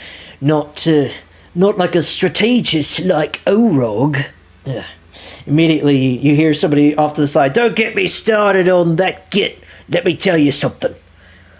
That monster, he slew my brother. They went out there in order to try to send some gold over to Eltergard. And why are we giving gold over to Elturel and Eltergard when we are starving ourselves? I remember that. My brother never came back from that, but those stupid paladins of the Golden Cup and that Brotherhood of the Gilded Lion came back here. I wonder if they even tried to, those holy knighters ever tried to save my brother. Or any of the others. Immediately off to the side, and one you did. When we let them all die. Immediately off to the side, you hear another one say, "Hold on, you can't slight them at all. Brotherhood of the Gilded Lion, I know at least. Good bunch of lads trying to restore the kingdom of Eltergard, especially after the entire holy city of Elturel itself got dragged into Avernus. Don't slight them. I had a cousin who joined them. I haven't heard back from him." He thinks he's better than you. Misfits must be strong. Yeah. Maybe both join Misfits. I mean, if you want to, you can. I mean, depends, really, on what Command decides to do. But we definitely need every able body, and you definitely have an able body. Not able enough. Both need to get stronger. Well, if you truly do believe that, there's going to be opportunity for it, depending on whether or not the warlords decide to strike the city. Both need to lift more soon.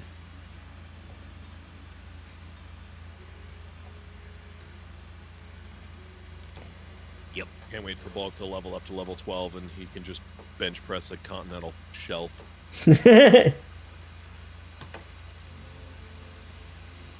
Goal is lifting, lads. So, on that note, what would Bulk be doing with the rest of his time after restoring what was burned off earlier? Well, he's working out what he can. Bulk lift. Yeah. Bulk is of a one-tracked mind. That mind is to get stronger. You're too sore. Okay, well he's gonna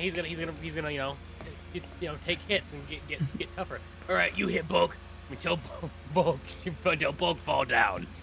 All right, so That kind of thing. going back into the barracks. Several of the guys back in there, they're saying, "So, Bulk, what do you want to do?" I mean, some of the guys were thinking about sparring before we go to bed, but and I know the sergeant got on to us last time about that. That's silly. Sparring, good. Fight, good. Must get strong. How get strong? Fight. Very Yeah, important. yeah, that's right. Tell you what, me and you, Bulky, let's do some wrestling. Okay. All right, so as you two grapple each other, as everybody's like, Like, yeah, oh, who's gonna put your gold on? Immediately, they start forming this ring around, just like they had formed a ring around you earlier, as you were bench pressing 2 grown men in half plate armor. And as you're wrestling this guy who had given you not only seconds but thirds, as he extends his hands out to you, preparing for a grapple. I'll need you to give me a competing athletics check to see who's able to succeed in this grapple and counter grapple, as he is going to add a +2 to his roll. All right, so that's a tie. Ooh. Wait a minute. Oh, wait, sorry. I was looking at the wrong number. That was the Constitution save from earlier. Oh, with a 3. Sorry. With a 14 versus a 5, you're able to push back against him, and you're able to, like, what exactly do you do in this moment? You break his, like, you're both grappling hands in this moment. You're able to break that grapple. What do you do next?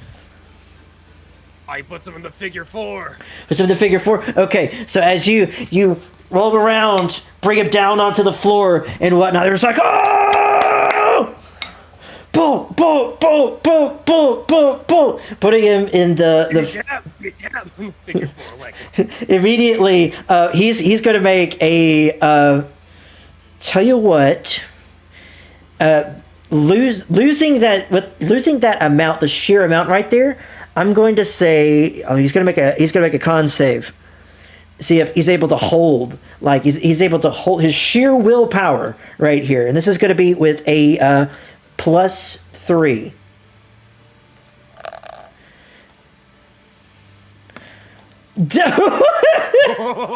So rolling with that rolling a 4 as low as possible as you've got him. Immediately hear people say tap tap tap tap, and immediately you see him reaching his hand out as he's like, he doesn't want it to be seen by everybody, so he kind of just hides it behind him and taps you on the side of the leg as he's there on the ground.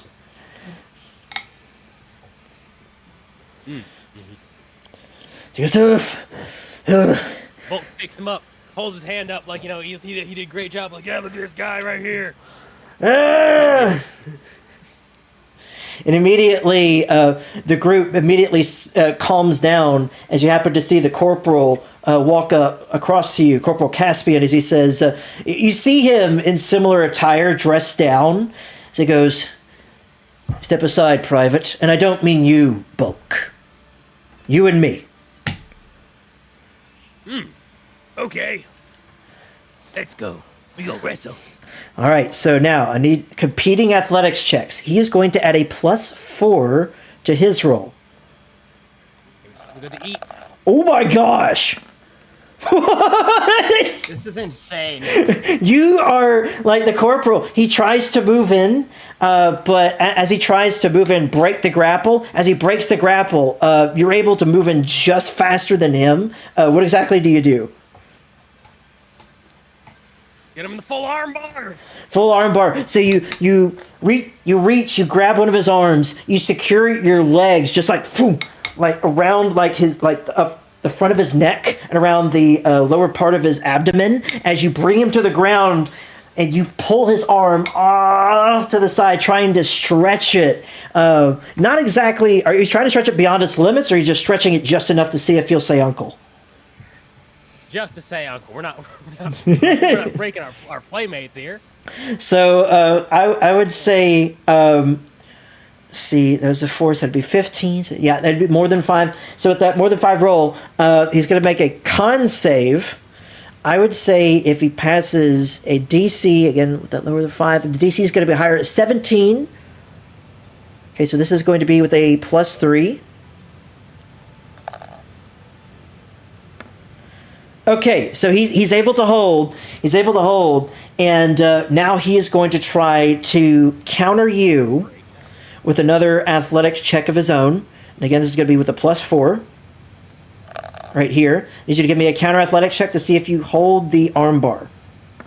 So that's going to be with a 14 versus Roll again. Yeah. Yes. Give me another athletics check. So you have to beat a 14. A nat 1! On a nat 1, he immediately, he puts his foot, like, pulls his right leg, like, he pulls, like, tries to slide around on the ground. As he happens to do so, he's able to put his other arm, reach, like, over, put his other arm, like, push your leg off, reach up, put his arm behind your head, pull you behind, as he flips you around on the ground where you're faced with that nat 1, you're facing the ground. He's pulling the walls of Jericho on you right now. Oh. And with that nat 1, I'm going to need you to give me a Constitution saving throw with disadvantage following that nat 1. With another nat 1, you begin you begin to feel the pain. You begin to feel the pain as he sits down on the back of your knees, almost nearly hyperextending your knees. You are feeling the pain right now with that nat 1. The walls! Not the walls! Break the wall down!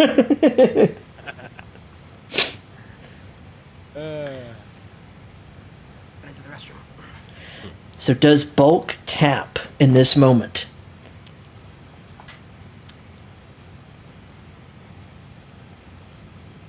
That If he nat takes 1. damage, he's not gonna tap. Yeah, but he's feeling the pain. Like, if he could crouch another centimeter lower, you might hear something.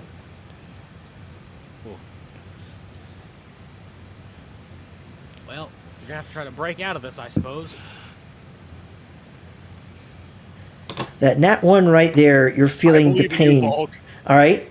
If you try to fight your way out of this, again, with another nat 1, it'll be another competing athletics check with disadvantage. Well, we'll give it a try. Bulk ain't a quitter. All right.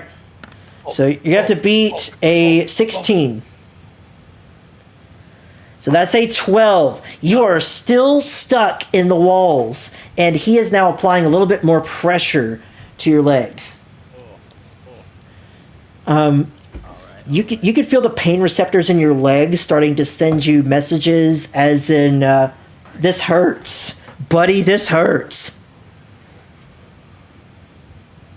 Okay. How much damage am I taking? So in this moment, let me see. I'm going to say it's going to be a D6.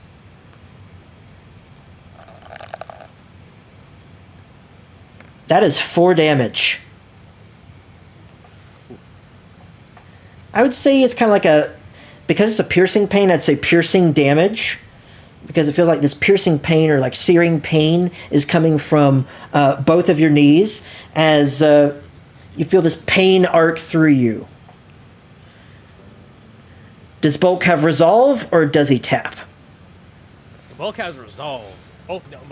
Bulk's not a quitter. Okay. He keeps going. So he's gonna. It's about drive. It's about power. Hold on a second. I didn't mean to roll a D100. I meant to roll a D20. All right. So you're going to have to beat an 8. Okay. This is going to be without disadvantage in due part. With another nat 1. Another nat 1. Ow. He's just getting all the bad getting all the bad rolls out of the way. Almost. Get the bad rolls out in a way. Oh. So yes, as you aren't able to break the hold, as he crouches down even further, he begins pulling your legs upward, as almost like your face is almost completely flat on the floor. As he pulls your legs up even higher, as people are going, no way, no, nobody's able to break the wall. Nobody's able to break the wall. All right, I need you to give me another Constitution saving throw. Well, let's see how we fare. So with the 10 right there. With a 10, he's got you locked in. It's going to hurt. The pain continues. That's another 2. Oh. We keep pushing. We don't give up. Oh my god. That you're gonna have to beat a 15. You're gonna have to beat a 15. Bro, he's gonna break his legs before he even gets to the masquerade. That's a 12. That is a 12. Leg's gonna be broken. So yeah, as He's gonna be standing guard in a wheelchair. so yeah, you aren't able to break the hold immediately. I need you to give me a perception check, Bulk.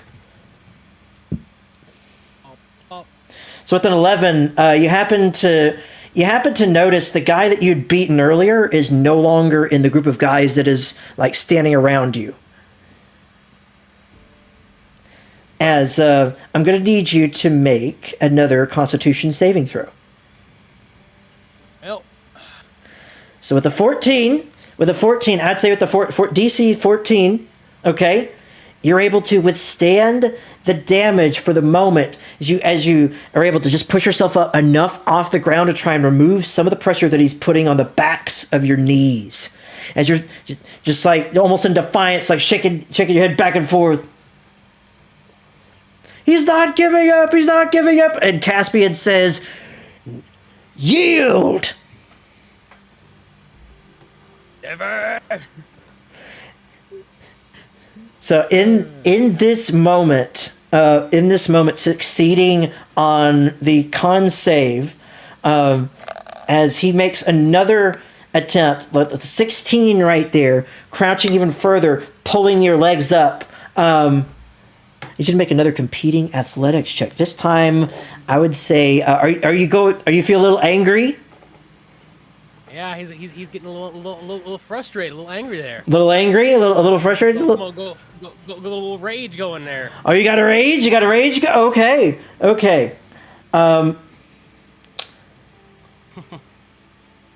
With this competing athletics check, let's add some flavor with reckless abandon.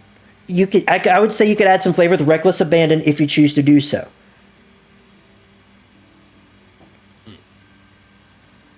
Reckless. Yeah, we can get a little reckless with it. Why not? All right. So give me another athletics check. This time with the 18. With an 18, immediately shaking your head. What exactly do you do in this moment? Feeling this rush of energy. Yeah, we're gonna knock him down by pulling our legs really, really hard. So as you do, you actually manage with that 18. You push yourself up. You push yourself up. You're able to free your legs for the moment. He's still kind of stunned in that position to where you could do any sort of moves where he's facing in the opposite direction. You're facing in the opposite direction. Full chicken wing. Chicken wing? Oh, chicken wing. All right. So as you wait, chicken wing. I'm trying to think. Chicken wing. I'm not familiar with that one. I think it's when you lock their arm behind their back, right? Something like that.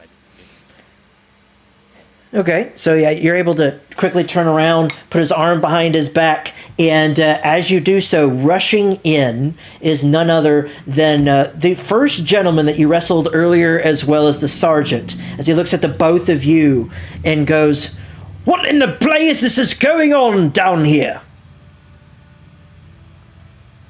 Exercise and team building. Team building? From what the private right here described to me, it appeared that the fair corporal, who of course is now appears to be getting manhandled at this moment, had you in a position that was inducing some sort of pain. No pain, no gain. And you see the private right next to him. He says, "Oh, he's kind of got a point, sir. Sir, I want you to give me 15 push-ups right now." Yes, Sergeant. Immediately gets down and starts doing push-ups. And he says, "For the rest of you, lights out. Tomorrow, you all have your duties about the town. And as for you, Bulk." Yes, Sergeant. Go see the healer before you go to bed. Yes, Sergeant. We need everybody at 100%. And as for you, Corporal, you being the highest ranking person in this room, shouldn't have allowed this to happen or take place in the first place. Yes, Sergeant, I understand. As he grabs him by the front of his shirt, he says, understand better.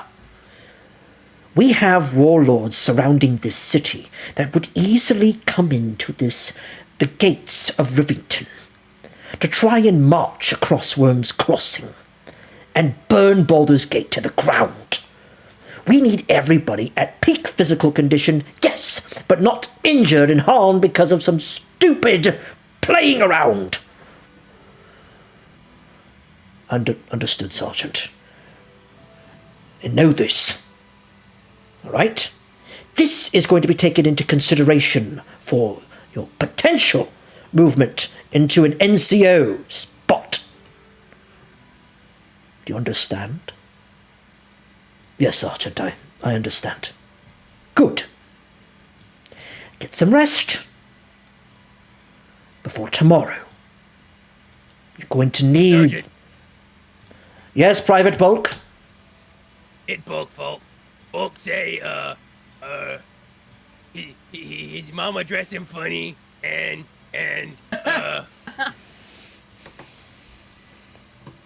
Bulk goad him into wrestle. The sergeant's going to do a little bit of an insight check on you. I'll need you to give me deception.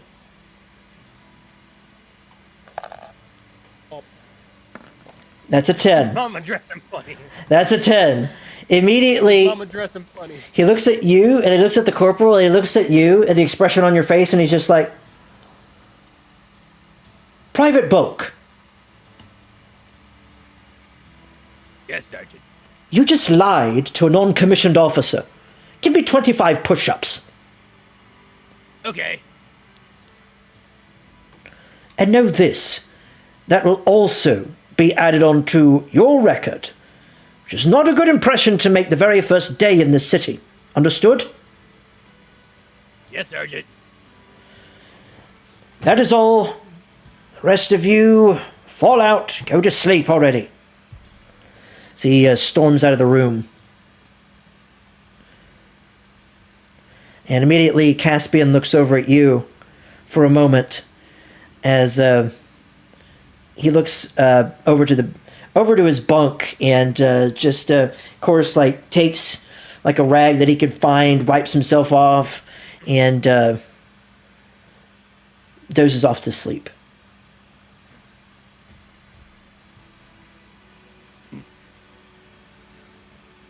Just kind of shrugs. It was worth a shot. And then he will, I also suppose, rest after he gets his healings done, I suppose. Yes, you're able to stop at the... they have one healer there at the station. Again, it's a very small outpost. But they have one healer, and as you... Right, quick question. Yep. Hit dice recover after a long rest, right? Yeah. So, like, I could roll a hit die and just be fine, most likely, in this case. Essentially, like, no, you'd be taking a long rest. Okay, let's just roll a hit die. Let's see how we're doing. Well, short do that rest, then. just do a hit die. Long rest, you get your full HP back. Yeah. Right? Yeah, essentially. Oh. Mm-hmm. Oh, then Bulk's not even going to bother if that's the case. Bulk's just like, Bulk's fine. He could have sleep it off, you know. It's fine. So yeah, you kind of just shrug it off, go back to your bunk, and rest. The bulk bunk. Bringing, yes.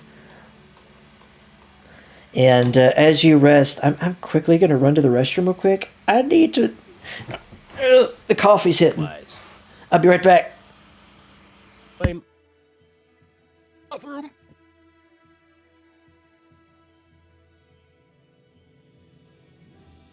Okay, I guess everybody going to do bathroom break. Not me. Nah, I'm good. I'm good too. Bulk room break.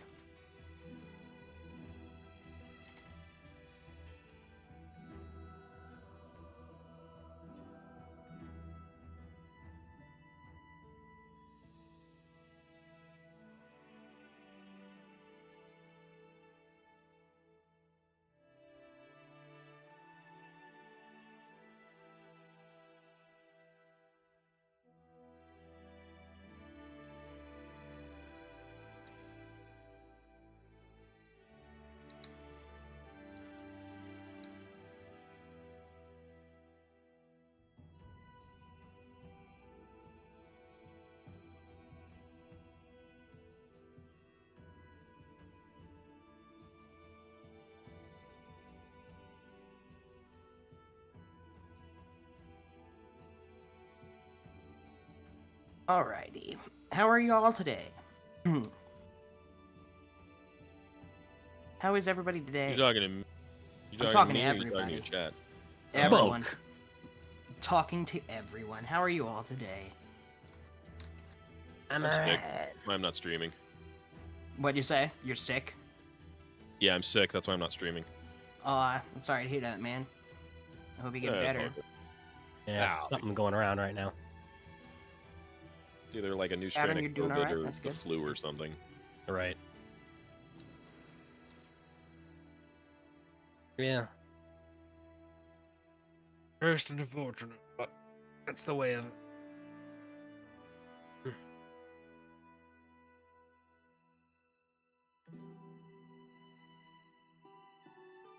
If only Crimson had waited another 30 seconds, because now ad break is going on his channel.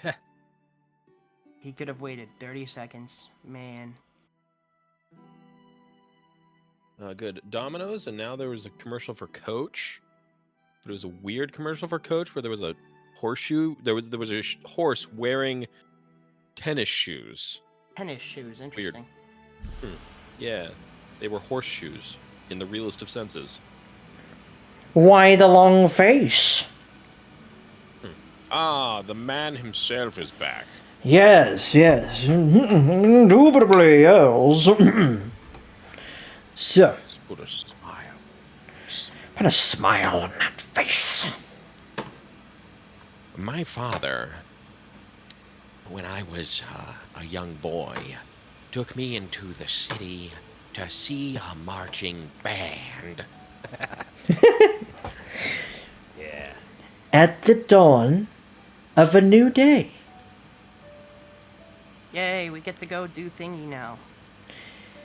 The city awakens. You guys, would you want to do any sort of preparation other than, of course, getting dressed up for the masquerade? How long does the mask last while I'm wearing it? Let's see Is here. it just as long as I wear it? Because that's important information to know. Actually, Caldes is going to mention something to Aldian. He's Okay. going to say, so, since this is a gathering of nobles, there's going to be security, and they're going to be searching for any sort of weapon and or magical item. And I believe these envelopes here, because they're magical, they aren't assigned to any school. These are going to be one of the exceptions.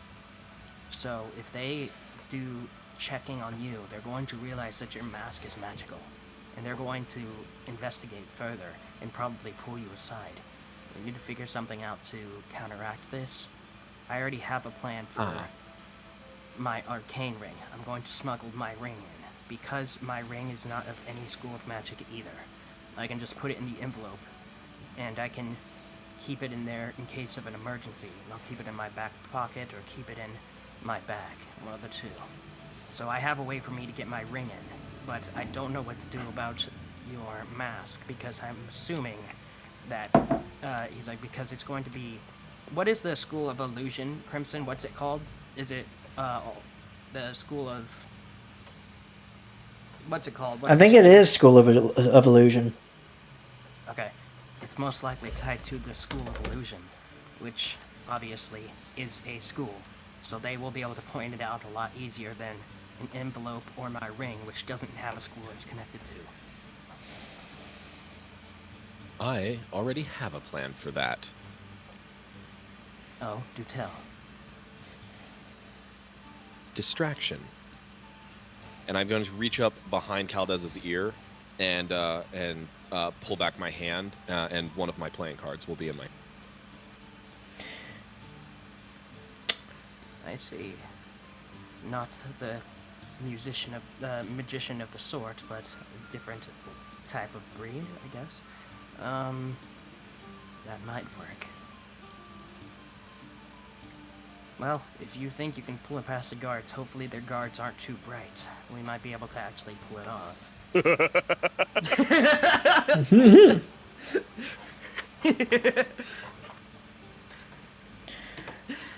So at the beginning... We'll see.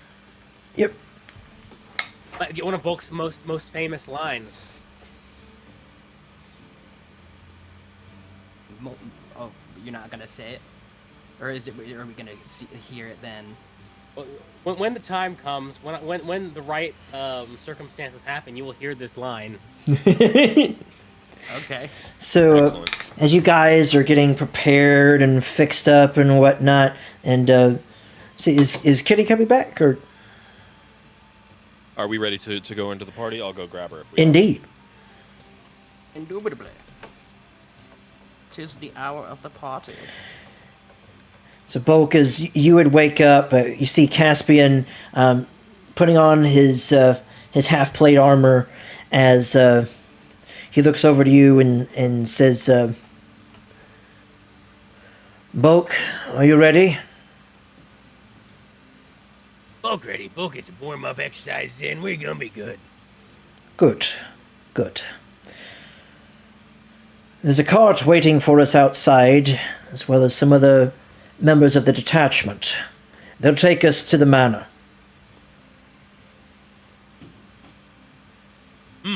So Kitty's going to join from her phone. Okay. And I'll be for her if we need to do that at all. Okay, doke. Alright, testing. We can hear you. Yeah, we can hear it. Hi, okay, good. Thanks. All right. So Bulk, as Caspian would lead you outside to the cart where some of the others are located, you happen to see several other men that look a little unfamiliar, but they're also wearing Flaming Fist outfits.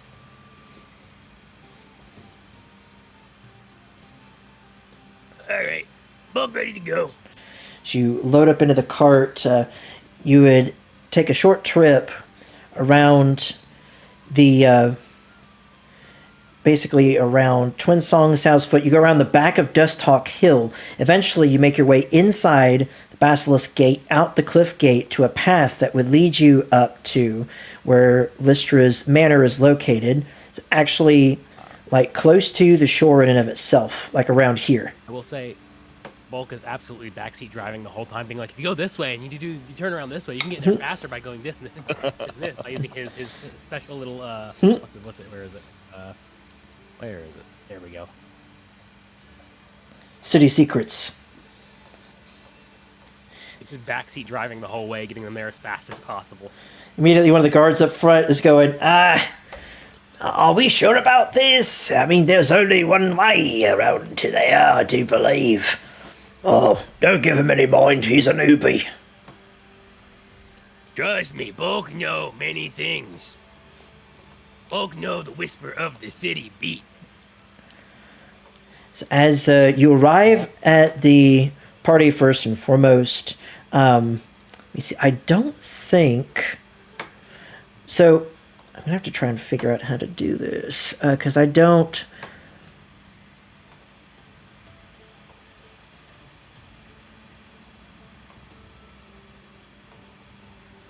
I'm going to play...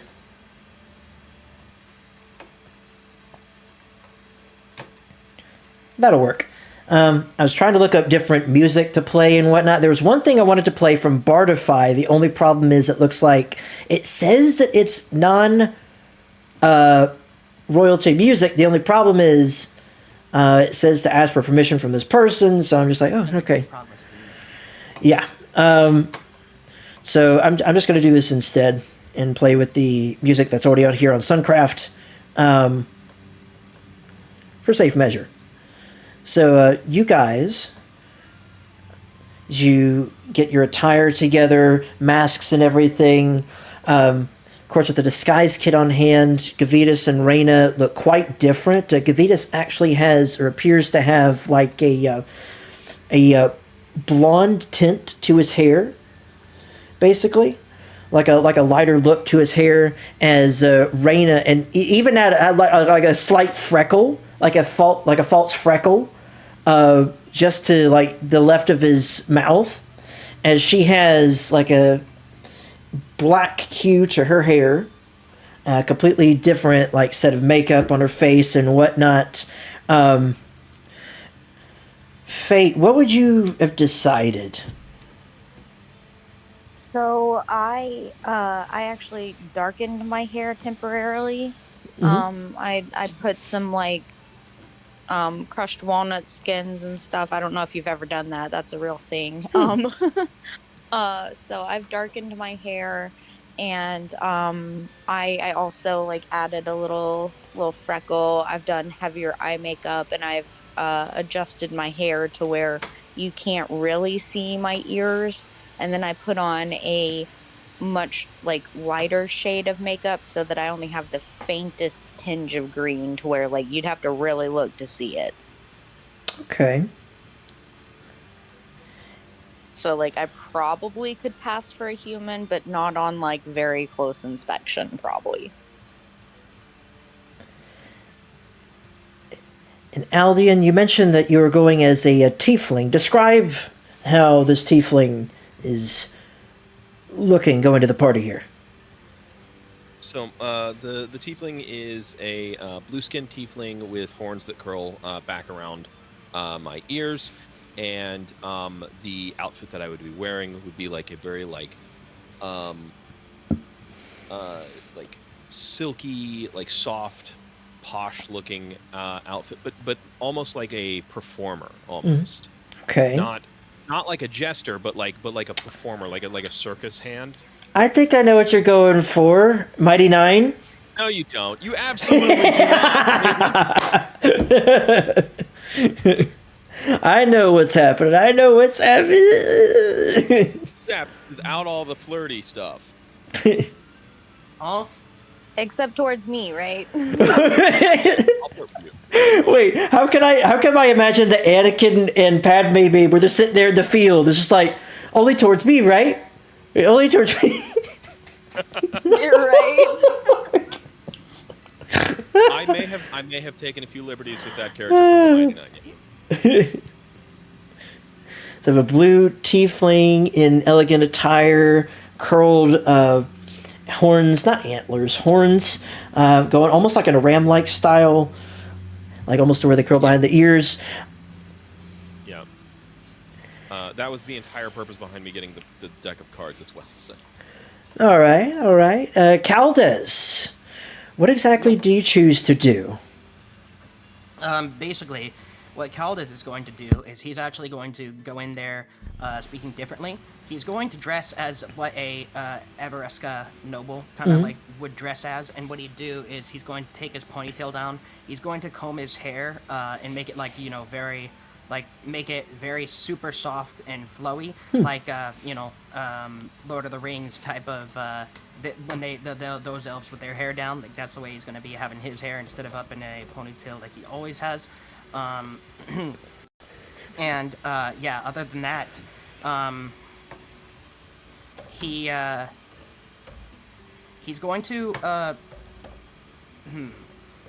I guess, and I didn't think of this beforehand. I was gonna maybe try to get him like a sort of a some sort of like elegant sort of staff walking stick thing, but I guess I didn't think of that before though. So because I guess he couldn't use.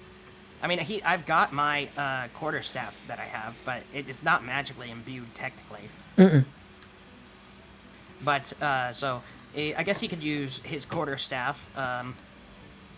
So he could use that. It looks a little nicer, just kind of walking with that, and like I said, with his hair down and with the mask, and the hair coming down, swooping to the sides of his face. So kind of like I forget his name, but I'm bad with Legolas? names, but the kind of, but more of the Fanduel? old Elrond? Yeah, Elrond. Yeah. Elrond. Okay. But just his hair is still Huzzah! a little shorter, though, if you can tell based on his picture. So. If you were to look into the scrying pool, would you see people punching you in the face? I saw punches. Hello, Clark Alter. You saw punches? Are you sure it wasn't just a monkey? What? Oh, maybe you guys don't know about that. Never mind. Nope, sure don't. I don't know what you're talking about. Also, hi Punch Clark. them. Alright. Welcome in. So, as you guys get prepared for this, you're riding on horse and cart through the town right here, specifically following the path to get to this, which at first directions aren't exactly your suit. Rain is up front, giving some idea as to how to get there. In particular, just pretty much following the very affluent-looking people as they pull up Dusthawk Hill over here to Lystra's residence over here on the edge of the river Cheonthar. So as you follow this winding path going along this vast... It doesn't look like a hill. It seems more like a mountain more than anything else. As you go along this winding path, you make your way over to what is the estate of Lystra Durham. Now, interesting thing is before you guys arrive, Bulk, as you're standing across from Caspian,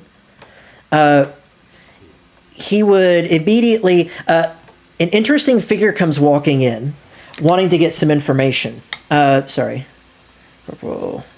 We came up with some different ones. Here we go. Okay. Also, I put the link in the shared chat if you want to do that, Crimson, so that way our chats are shared. All you have to do is join. Alright, let's see. Many people. So what I do... hold on a second. Let me see here. Am I able to do this from here? Actually, see. Am I able to... Okay, I'm going to try to do it from here in just a moment. Okay. Is it going to work on here? It's a question. I'd have to log on through there. It's a little bit complicated process to try to do it on here because I'm trying to do it on my phone because I don't have it pulled up on my computer.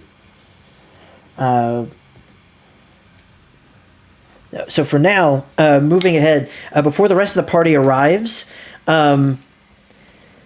Corporal Caspian, he has to pull this interesting figure aside as he says, "Hold on just a moment. You don't exactly have an invitation." "An invitation? I don't exactly need an invitation for myself, you know. I'm a member of the Free Press. I'm the owner of the Tomes of Truth." "The Tomes of Truth. Let me look here." He immediately scrolls down this list that he has in hand. He says, "Private Bulk, will you wait here just a moment while I talk to this member of the Free Press?" This Bulk? That is Bulk right there, yes. So as you guys arrive here to the party, you happen to see... going through the gates, various Bulk lords and ladies pass by through the gates, and you don't really come across too many suspicious individuals, if any, other than Mr. Tomes, who is now having a very, how can I put this, enthralling conversation with your fellow guardsmen. Oh, yeah. What about magical scanning of magical items? So you don't really notice anything on anybody except on one person as they tried to get in. This gnome in particular over here appeared to try to bring in like a bag of holding, and immediately goes, "Oh, I'm sorry, I forgot I had that on my person." Bruh.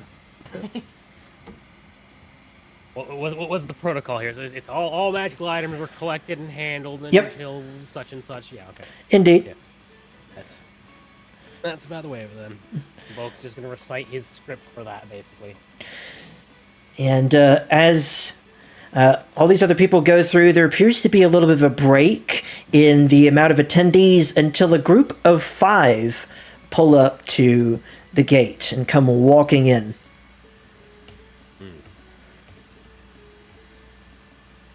Bulk's going to look at him real hard. So right now, my my arcane ring is in the envelope. Mm-hmm. And just when we, yeah, that I'll just role play it once we get to opening things up. All right, so first coming in through the gates, what I'm going to do right here, first coming in through the gate is going to be, let's see, it's going to be Aldian as each of you are standing right behind the door, the entryway.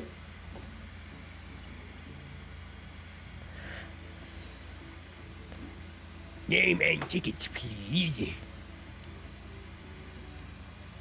So I will present my ticket, and I will bow very elegantly towards him and say, "It is a pleasure to make your acquaintance. Name's Baramain." This ticket has a name on it, yes? It does. Bear in mind they'll fasten. Okay. Well, gotta do the magical scan on you. Bulk is the magic scan wizard today. Oh, a magical scan, you say? Does it actually find real magic? Find good things earlier. Yep. Well, what if I were to show you something even more magical than anything that little device could ever find? Well, scan first, then show tricks later. Bulk on the job. What would you say? But bulk, you said. Interesting. Do you know that I could perhaps blow your entire mind with one simple flick of my wrist? Do you know how strong that my magic would have to be to do that?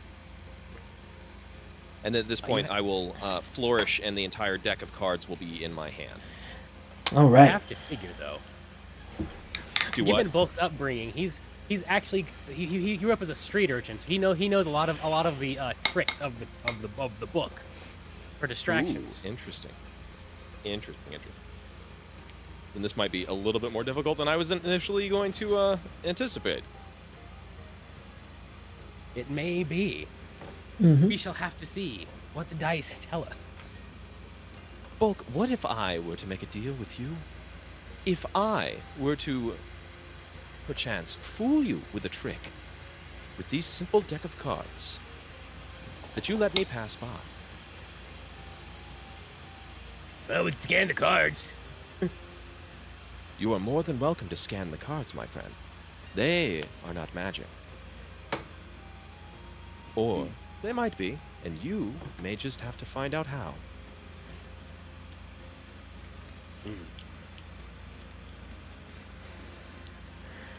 All right, so what are you doing in this moment in order to try to obfuscate? So I'm going to attempt to do a magic trick that I actually know in real life, but I haven't done it in forever. But essentially, I would be shuffling my deck of cards, and I would ask, I would be fanning them outwards and ask Bulk to pick any particular card that he saw fit. So, Bulk, if you would be so kind as to choose one of these cards. Ironically, Bulk is actually not enthused. Ah, no! Tell you what. You're trying to put on a show, correct? I am. I want you to give me a performance check.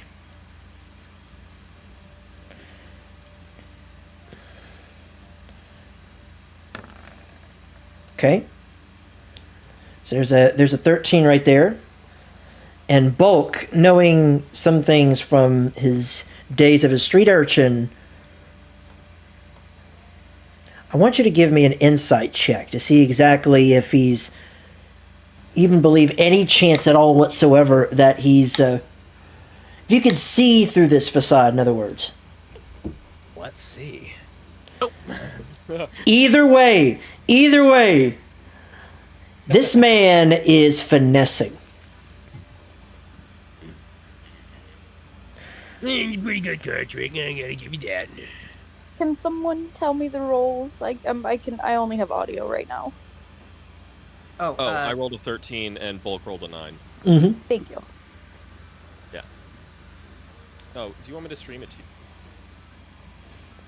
Yeah, that'd be great. I'm Actually, also streaming if you just want to hop in, but either way, I've only got my so phone, she's so it would on have to be in the camera. Discord. Yeah. that makes sense. I got you. Thanks. Don't mind me. I'm smart. I understand things. That's okay. We both had sick brain yesterday, and I'm like out of it right now too. So I'm gonna do my best.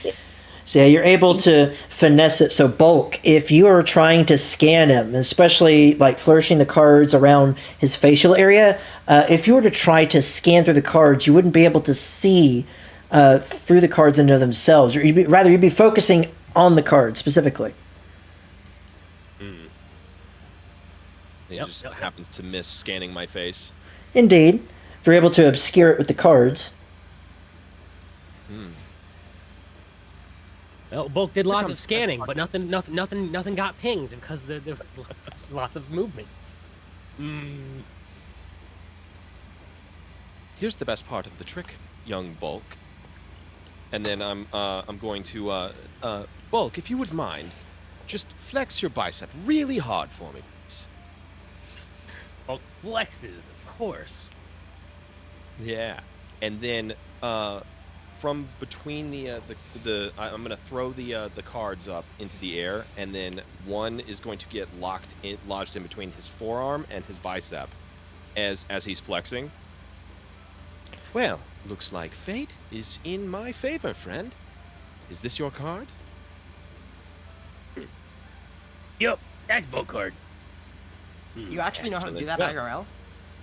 No, not that part. That part. I Okay, I was like, wow, impressive. But I do know a couple different card tricks. The one that I was going to say was a little bit hard to explain, so then I just kind of went with this other ending. So I was gonna say I've seen you do the pick a card one, and it's very impressive. But Yeah, I've never seen the anyone catch it with find their the spade. biceps. So yeah, nah, Bulk wants to try to just get a read on this guy. Like, he's been real flashy, real kind of certain kind of way. Does Bulk trust this guy though? Does Bulk trust him? Bulk's trying to get a gauge on if he's a good dude or not. With that He's impressive. He's very impressive. with that insight that you rolled earlier, he definitely appears to be like very entertaining individual. Entertaining. Bulk, you and I will have to arm wrestle later, I think. Okay, I'll keep eye on you. Go on. Excellent. Thank you, Bulk. Fairly well. am I next? Yes, you are. Okay, I would kind of just give a delicate titter and just say, that was quite amusing. Here you are. My name is Lady Phelan of House Gant. Gint. Failing Jin. Okay. Ailing Jin. Close enough, my friend. Thank you. Scan. Anything scanned? Probably not. No. Works for me. I will delicately pick up my dress and march, after all the nice folk. Something friend, my friend. The name is something. How are you today? You're gonna have to speak up, Elias. Next. Sorry about that. I was actually testing something anyway. Next I would- thought I was muted anyways. Next would be Raina. She says, Lady Yadra. Bulk looks at the ticket. You're right, Dijon. Okay. Excellent. Yes, that's very accurate. Thank you. I think. Scan. There is nothing to scan on Raina. Bulk is okay. Bulk waves are along. As Gavita steps up. She and I are the weapons. Take it, please. And he says, yes. My name is Cassian. It's a... Bulk looks at the ticket. 'Cause Ian run all toes. Okay. Yes. Scan. He has nothing on his person. Nothing? How indecent. Next, along comes a Caldez. Okay. So like I said, at this moment, he's got his ring in the envelope, and when he walks up, and Caldez is going to walk up holding his staff, and he's going to say, "Good evening to you, sir. How are you today on this fine evening?" Bulk working the job. Bulk expected cherry guava, but no guava cherries. Oh, yes, I can understand. I'm so sorry that you can't enjoy this exquisite party. You do have my condolences. Oh, yes, the envelope. Just give me one moment. Caldeus then takes the envelope, and he's going to open the envelope the opposite way so Bulk can't see it. And as he takes the invitation, sliding it out. At the same time, he's going to flip it on top of the envelope, and then he's going to be holding both the envelope and the invitation together. Therefore, when he shows Bulk his invitation, it is over top of the envelope which the ring is inside of, and it looks just like just like the normal envelope that he's holding with it inside. So Okay. he's going to say, "This is my invitation. If you would like to do your magical scanning." I didn't think Caldez could be any more of a prat, but I was wrong. Well, Here I was thinking this guy's much nicer than Caldez usually is. well, is Bolt gonna be able to take any notice of any trickery hand tricks? I'll need you to On the give. perceptions. I mean, he didn't really do a hand trick. He just slid the envelope, the ticket out, and slid it over top of the. I can't explain it visually, but basically, as you're sliding it out, you just fold it over on top. So no sleight of hands going down. No with the sleight of ring hand, and all no. that. Okay, no. No, the ring's Sneaky just in deal. the He's envelope. just concealing the ring in the envelope Okay. without actually Well, showing you the inside Well, of the the question envelope. is, does the ring make the envelope bulge? No, it's not a very big ring, and the envelopes are thick, especially with these type of invitations. It's not like a They Super are- Bowl ring or anything. No, no, it's not. So you can make a perception check, but as he has it obscure to be with disadvantage. Fair enough. Rolls on So with the 9 I was nat 20. So with the 9, notice that he folded the paper very nicely and handed it to you, and it appears to just be a gentlemanly move. You see this invitation before you. It's all good, friend. It's all good, yes. friend. Yes, Bulk like you. close enough. It is Solgun Friend. Yes. yes. But Yes, appreciate- yes, indubitably. It's all good, friend. Yes. I appreciate you, my good friend, my good sir. What is your name, perchance? He's going to take the envelope back and kind of put the envelope. I keep wanting to say receipt. The invitation back in the envelope, and he's going to then slide it into his coat pocket, or into one of his coat pockets on the inside, with the envelope, with the ticket facing outward. So if anyone did scan it, it would be the square size of the ticket. Okay. Because the ring would still be behind. And he's going to then say, "It was a pleasure to meet you, and I really do hope that you'd be able to experience this wonderful party." And he's going to reach out his hand, while then putting his staff in his left hand and reaching out his right to shake hands with Bulk. Strong handshake time. But no, Bulk, Oh boy. Bulk come here to do strong thing.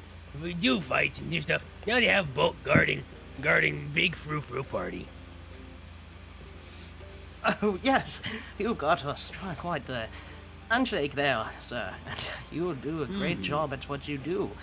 I have a good feeling that we're going to be in great hands with you here. And he's going to smile and then kind of wink at him. And he's going to then just start walking past him and say, "I hope you have a good day." And without looking at him, kind of just put his hand up, using his staff as like a sort of as a walking cane. Hand. Nothing out of the ordinary. Bulk like you. Bulk come find you in Bulk free time. Looking forward to it. It's all good, friend. Good thing. So as you guys enter into the scenery here, you see this huge grouping of people standing before the entryway to the manor in and of itself, as you happen to see a variety of people standing all around you, all about. Over here appears to be some of the leadership of the city as they've gathered off over to their own corner, surrounded by members of the Incinerator Corps. You happen to see the tiefling woman that was visiting Astarion in jail, as well as Malexander Tomes, of course, being accosted over here by Corporal Caspian. Pepin appears to be standing over here, peering at the fauna, or rather, sorry, the flora over here underneath this tree. It appears to be an assortment of different plants as he's looking around. You happen to also see two familiar figures from the Daunted Drunkard that have joined the party. Is Raiji there? Raijin is not there. Oh. Okay. But Sazi and I guess Dalbar... I couldn't have said that anyway. No animals allowed. Animals are people too. We're just filling out. Listen, this is like a bingo card of how many races Caldes can be racist towards. Check another one off. Tabaxi, goblins, dragonborn. Specific types of elves. Bulks. Bulks. Yep. Bulks. Bulks. But sweetheart, right here is the guy that taught you to do potions and whatnot. Oh, neato. Okay, I'll have to avoid him. I mean, right? Because we don't want people to know who we actually are. I mean, you are in disguise, so it depends on how well you're able to keep up appearances. Yeah, best to avoid him altogether, probably. Plus, you know, I right here didn't do so great. This is the bard from Baldur's Gate 3. What's she doing here? I guess you'll have to find out. You'll have to ask. Just socialize. No! I'm an introvert. I don't like doing that. But yes, as you guys arrive at the front of the gate right here, just arrive in, at the very front you hear a loud voice yell, "All right, everybody, all right, gather around. Ladies and gentlemen, it's a pleasure to have you all here. My name is Duke Kent Durham, proud Duke of the city of Baldur's Gate. I'd like to welcome you to this wonderful masquerade, this fine time together. Now, as you all know, this city has been through many a trial. It's been through much of a flame. Aye, with the warlords surrounding us, it's a refining fire, I tell you what.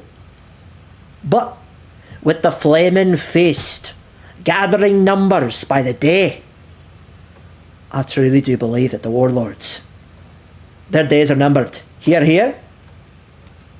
Immediately you hear a resounding hear, and huzzah from the crowd. Oh, yes, here.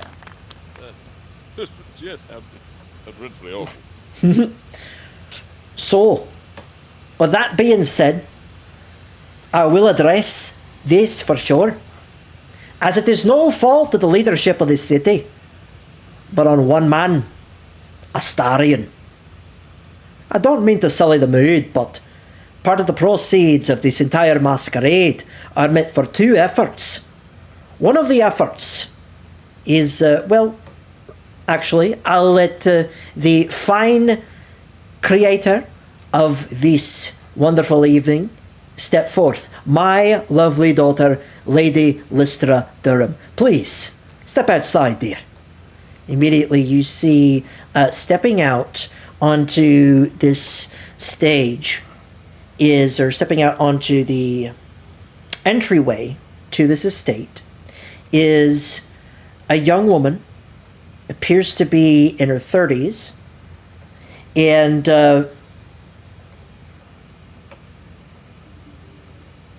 actually, hang on, let me do this. As she steps out onto the balcony, she says, "Aye, it's been some time since, well, we've all gotten together. With the fears that have been stoking around this city, the sense of hopelessness and loss is abounding in our hearts. And we seek to rebuild this city piece by piece that, well, a certain person has claimed to have his hand in. But it also led to the divisiveness in the city. This gala, this masquerade, if you will, it's combining two events together. We wish to rebuild this city by dashing away with the old systems. And part of that means the proceeds of this event, part of it, you can donate your funds to the prosecution that seeks to bring this vile criminal to justice. Immediately upon the uttering of this sentence, you hear some muttering within the crowd, even amongst the dukes and duchesses standing at the front here. And Duchess Portier would step up and say, "Of course you'd say something like that. You don't know Asterion, ma'am. I'll have to ask that you please. I am a Duchess of the Gate. Ma'am, please." "It's all right, it's all right. She can say what she would like to. But Duchess Portier, know this. That monster, he's going to meet the noose. For sure. And I'm going to foot the bill for that, not the people of this city. That's right. I'm privately funding a set of gallows outside for Astarion and all of his conspirators outside of Highhole. For once Astarion is proven to be the murderer." Immediately you see Lystra walking over to her father, putting one arm around his side. "Murdering my son and taking my youngest daughter. He will pay. For certain he will pay." Out of curiosity, would a noose actually harm a vampire or nah? I mean, we'll have to find out depending on what happens. I guess Now, Platform out from underneath Asterion, and he's just like floating there. He's just- I was wondering. I'm like, there's there's different lore, but I've never heard of that working. But we'll see. Now, Caldes is curious, as he's listening to all of this, does he understand that when he says him and his conspirators, does that include, is he even, does Caldes think he's referring to, like, even the lawyer and his, like, us who guarded him? Roll an insight check. Okay.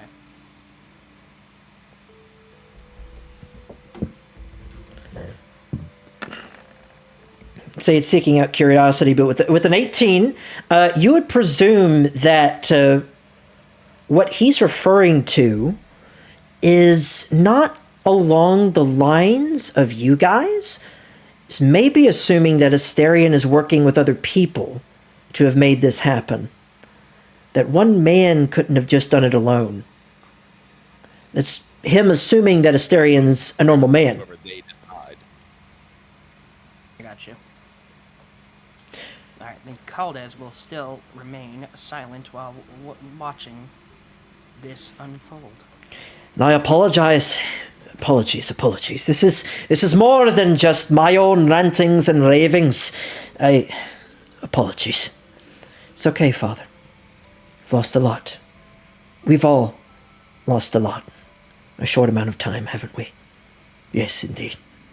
But let's move on past this matter as Lystra, if you please. He takes she hands him a kerchief and he starts like taking care of business off to the side. And she says, "Yes, this event is multifold. For one, for us to gather together, to socialize, to have fun, but also to remember that this city needs all the help it can get. We're raising funds privately, not only for the gallows, for, of course, my own father, for his own wants your and father? desires. No. For my father's own wants and desires, but also for the prosecution, as they were attacked just yesterday, and so was the defense! Immediately as someone in the crowd yells out. Right. But this problem has been stirred by one man, and it shall be brought upon the shoulders of one man, who this city has clung to as a supposed beacon of hope. And all truth be told, darkness clings to him, and that darkness will have light shone upon it. And immediately some of the people look side by side. It's not everybody clapping, but it appears to be several people in the crowd. Now, this meeting is also, as I said, multifold, as we are fundraising to rebuild this city, because we have the capabilities, captains of industry and leaders of industry, and, well, I also have a leader that I'm very fond of here with me. A man who has wholeheartedly sought to heal this city with his own very hands, as I would like to bring forth to you the director of Harborside Hospital himself, Director Tyren Vashtil. As you happen to see a figure that, unfortunately, he's not here, but Gavitas would remember when he visited Harborside Hospital. Hello, ladies and gentlemen. My name is Tyren Vashtil. It is a pleasure to meet you. As you should know, I wish to expand the efforts of Harborside Hospital, not only to affect one side of the city, to reach out and help out those of one side of the city, as our offices, our very rooms have been filled with patients, and we need more space. We've built another floor, but we cannot build another floor even above that yet. On the other side of the city, the sea harbor facing side of the city, we wish to build a hospital where a set of tenants had been previously established, ramshackle housing and whatnot. We wish to raise money for another hospital to be built, as well as free housing for the individuals that were displaced by the attack on the city. We will do everything in our efforts to try and rebuild the city to the best of our ability. And at this point in time, I'll need everybody to make a perception check. If you're looking straight ahead. Bulk is also very confused. I will have noted about this man's name because he heard "tyrant that steals."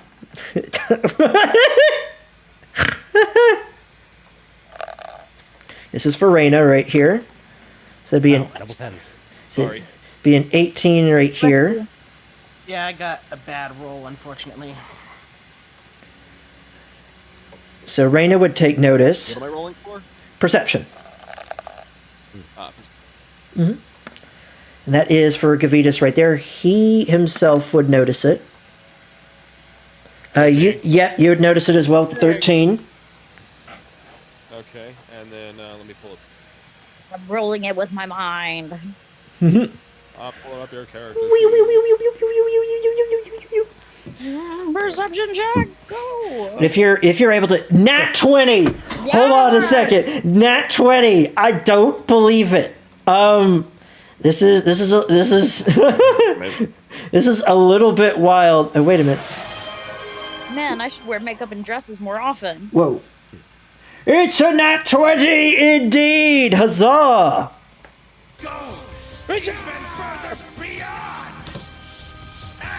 Again, I apologize. I'm going to have to get the sounds adjusted on there on stream. But with a nat 20, for anybody who got above a 12, you'll be able to notice Lystra appears to be fawning over him. Just like looking over his form, not with a sense of just like simple like gladness as she was with her father, but appears to be a little bit more intimate. Oh, Bulk wouldn't notice that anyways. Yeah, Fate, with that nat 20, you'd notice it. As she's... Alright. Turn to Fate and do you see what I see? Yes, I certainly do.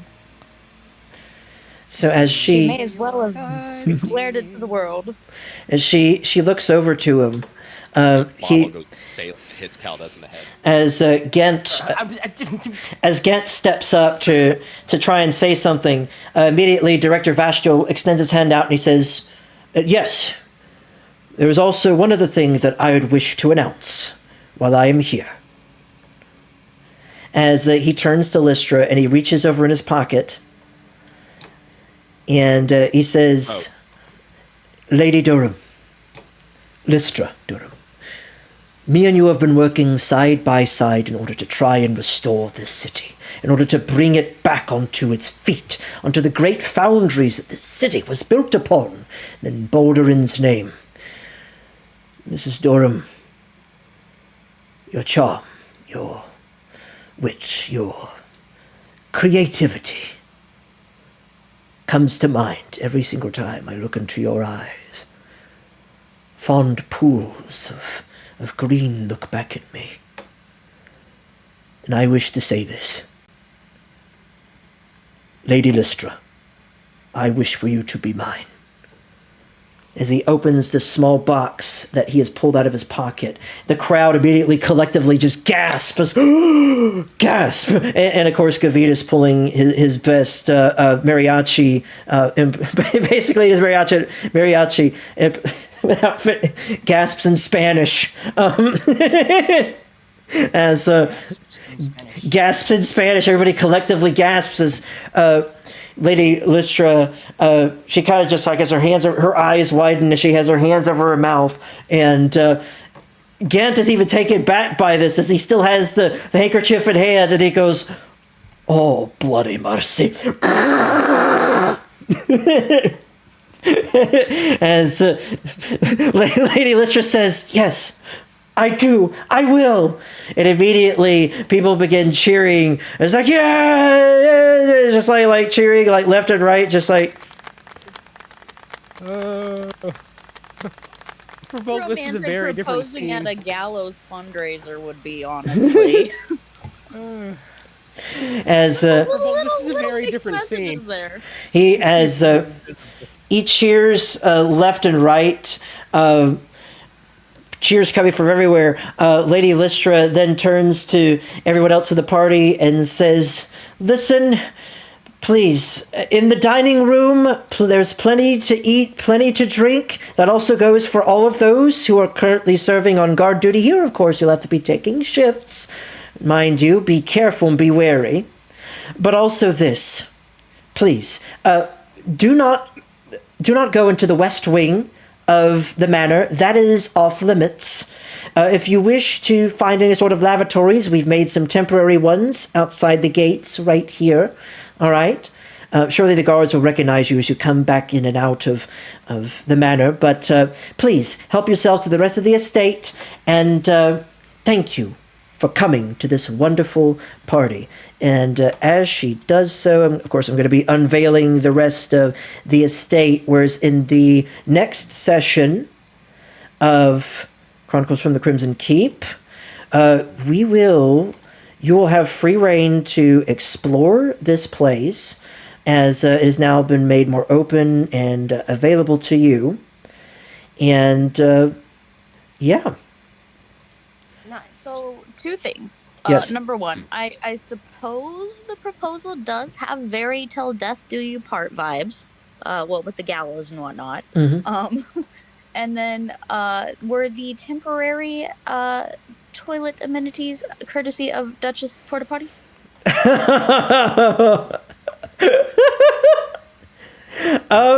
As you walked inside, there didn't appear to be any sort of title on there. It was just these wooden boxes, a little bit more elegant than you would see maybe in the city streets, but wooden boxes with like almost like a moon type curve. This is, in other words, like a very fanciful outhouse, but still, brought up outside. Yes, then. put this in context with what Bulk just witnessed. A tyrant that steals who's very rich, says he wants someone to be theirs. So in Bulk's mind, this guy's like a tyrant that steals is buying someone. Oh no! Oh no!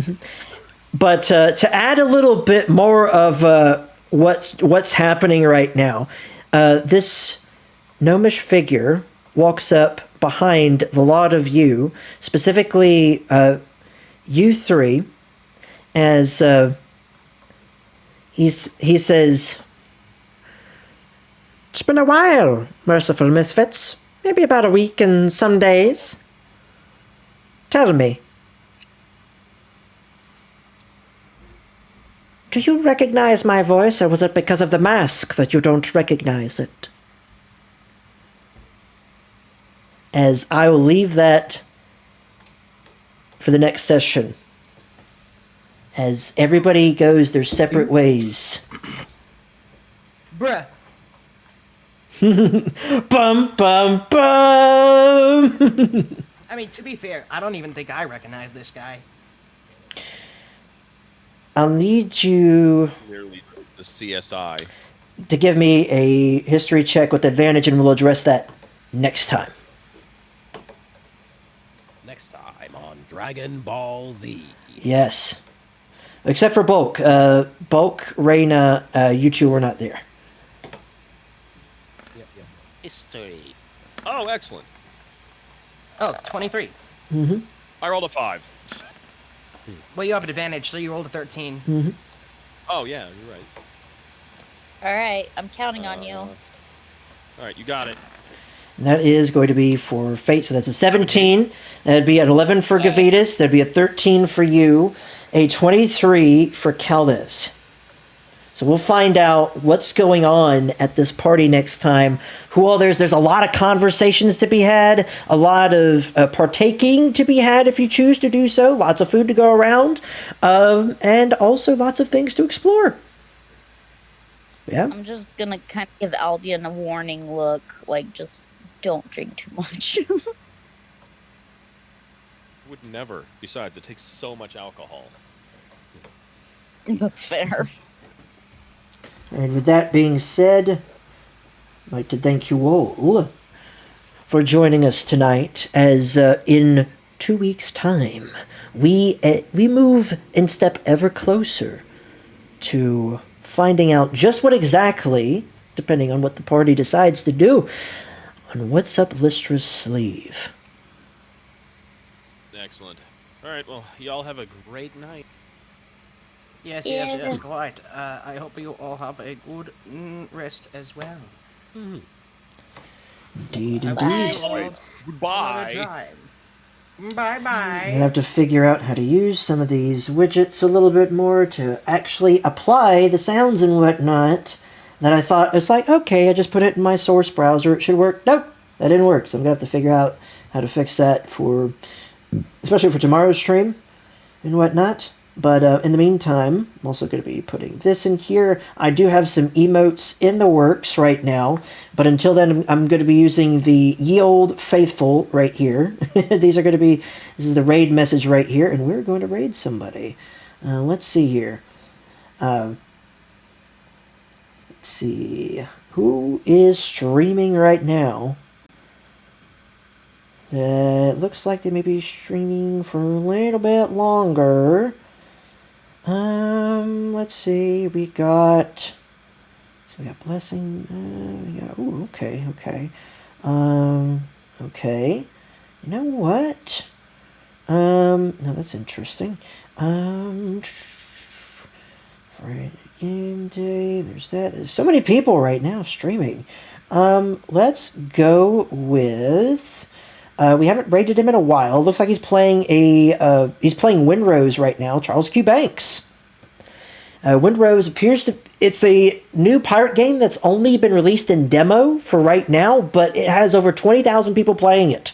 It is hugely successful, widely successful indie game that's out right now. Indie is appearing to where it it's taking over the industry. AAA is not. So this is going to be interesting to see how this goes. I hope that you all have a wonderful evening. As Charles Q. Banks, we're going to be rating his channel. He is a Christian content creator. He's a flesh tuber, if you want to use that language. Pretty cool guy all around, gentlemanly individual. So please be respectful and kindly and very gentlemanly or gentlewomanly as we raid his channel. Hope that you all have a good night, and I'll see you tomorrow night for Hightail on the Christail SMP server, which has been rebooted. So yes, we're rebuilding the Crimson Keep, but better! Alright, y'all have a good night, and God bless.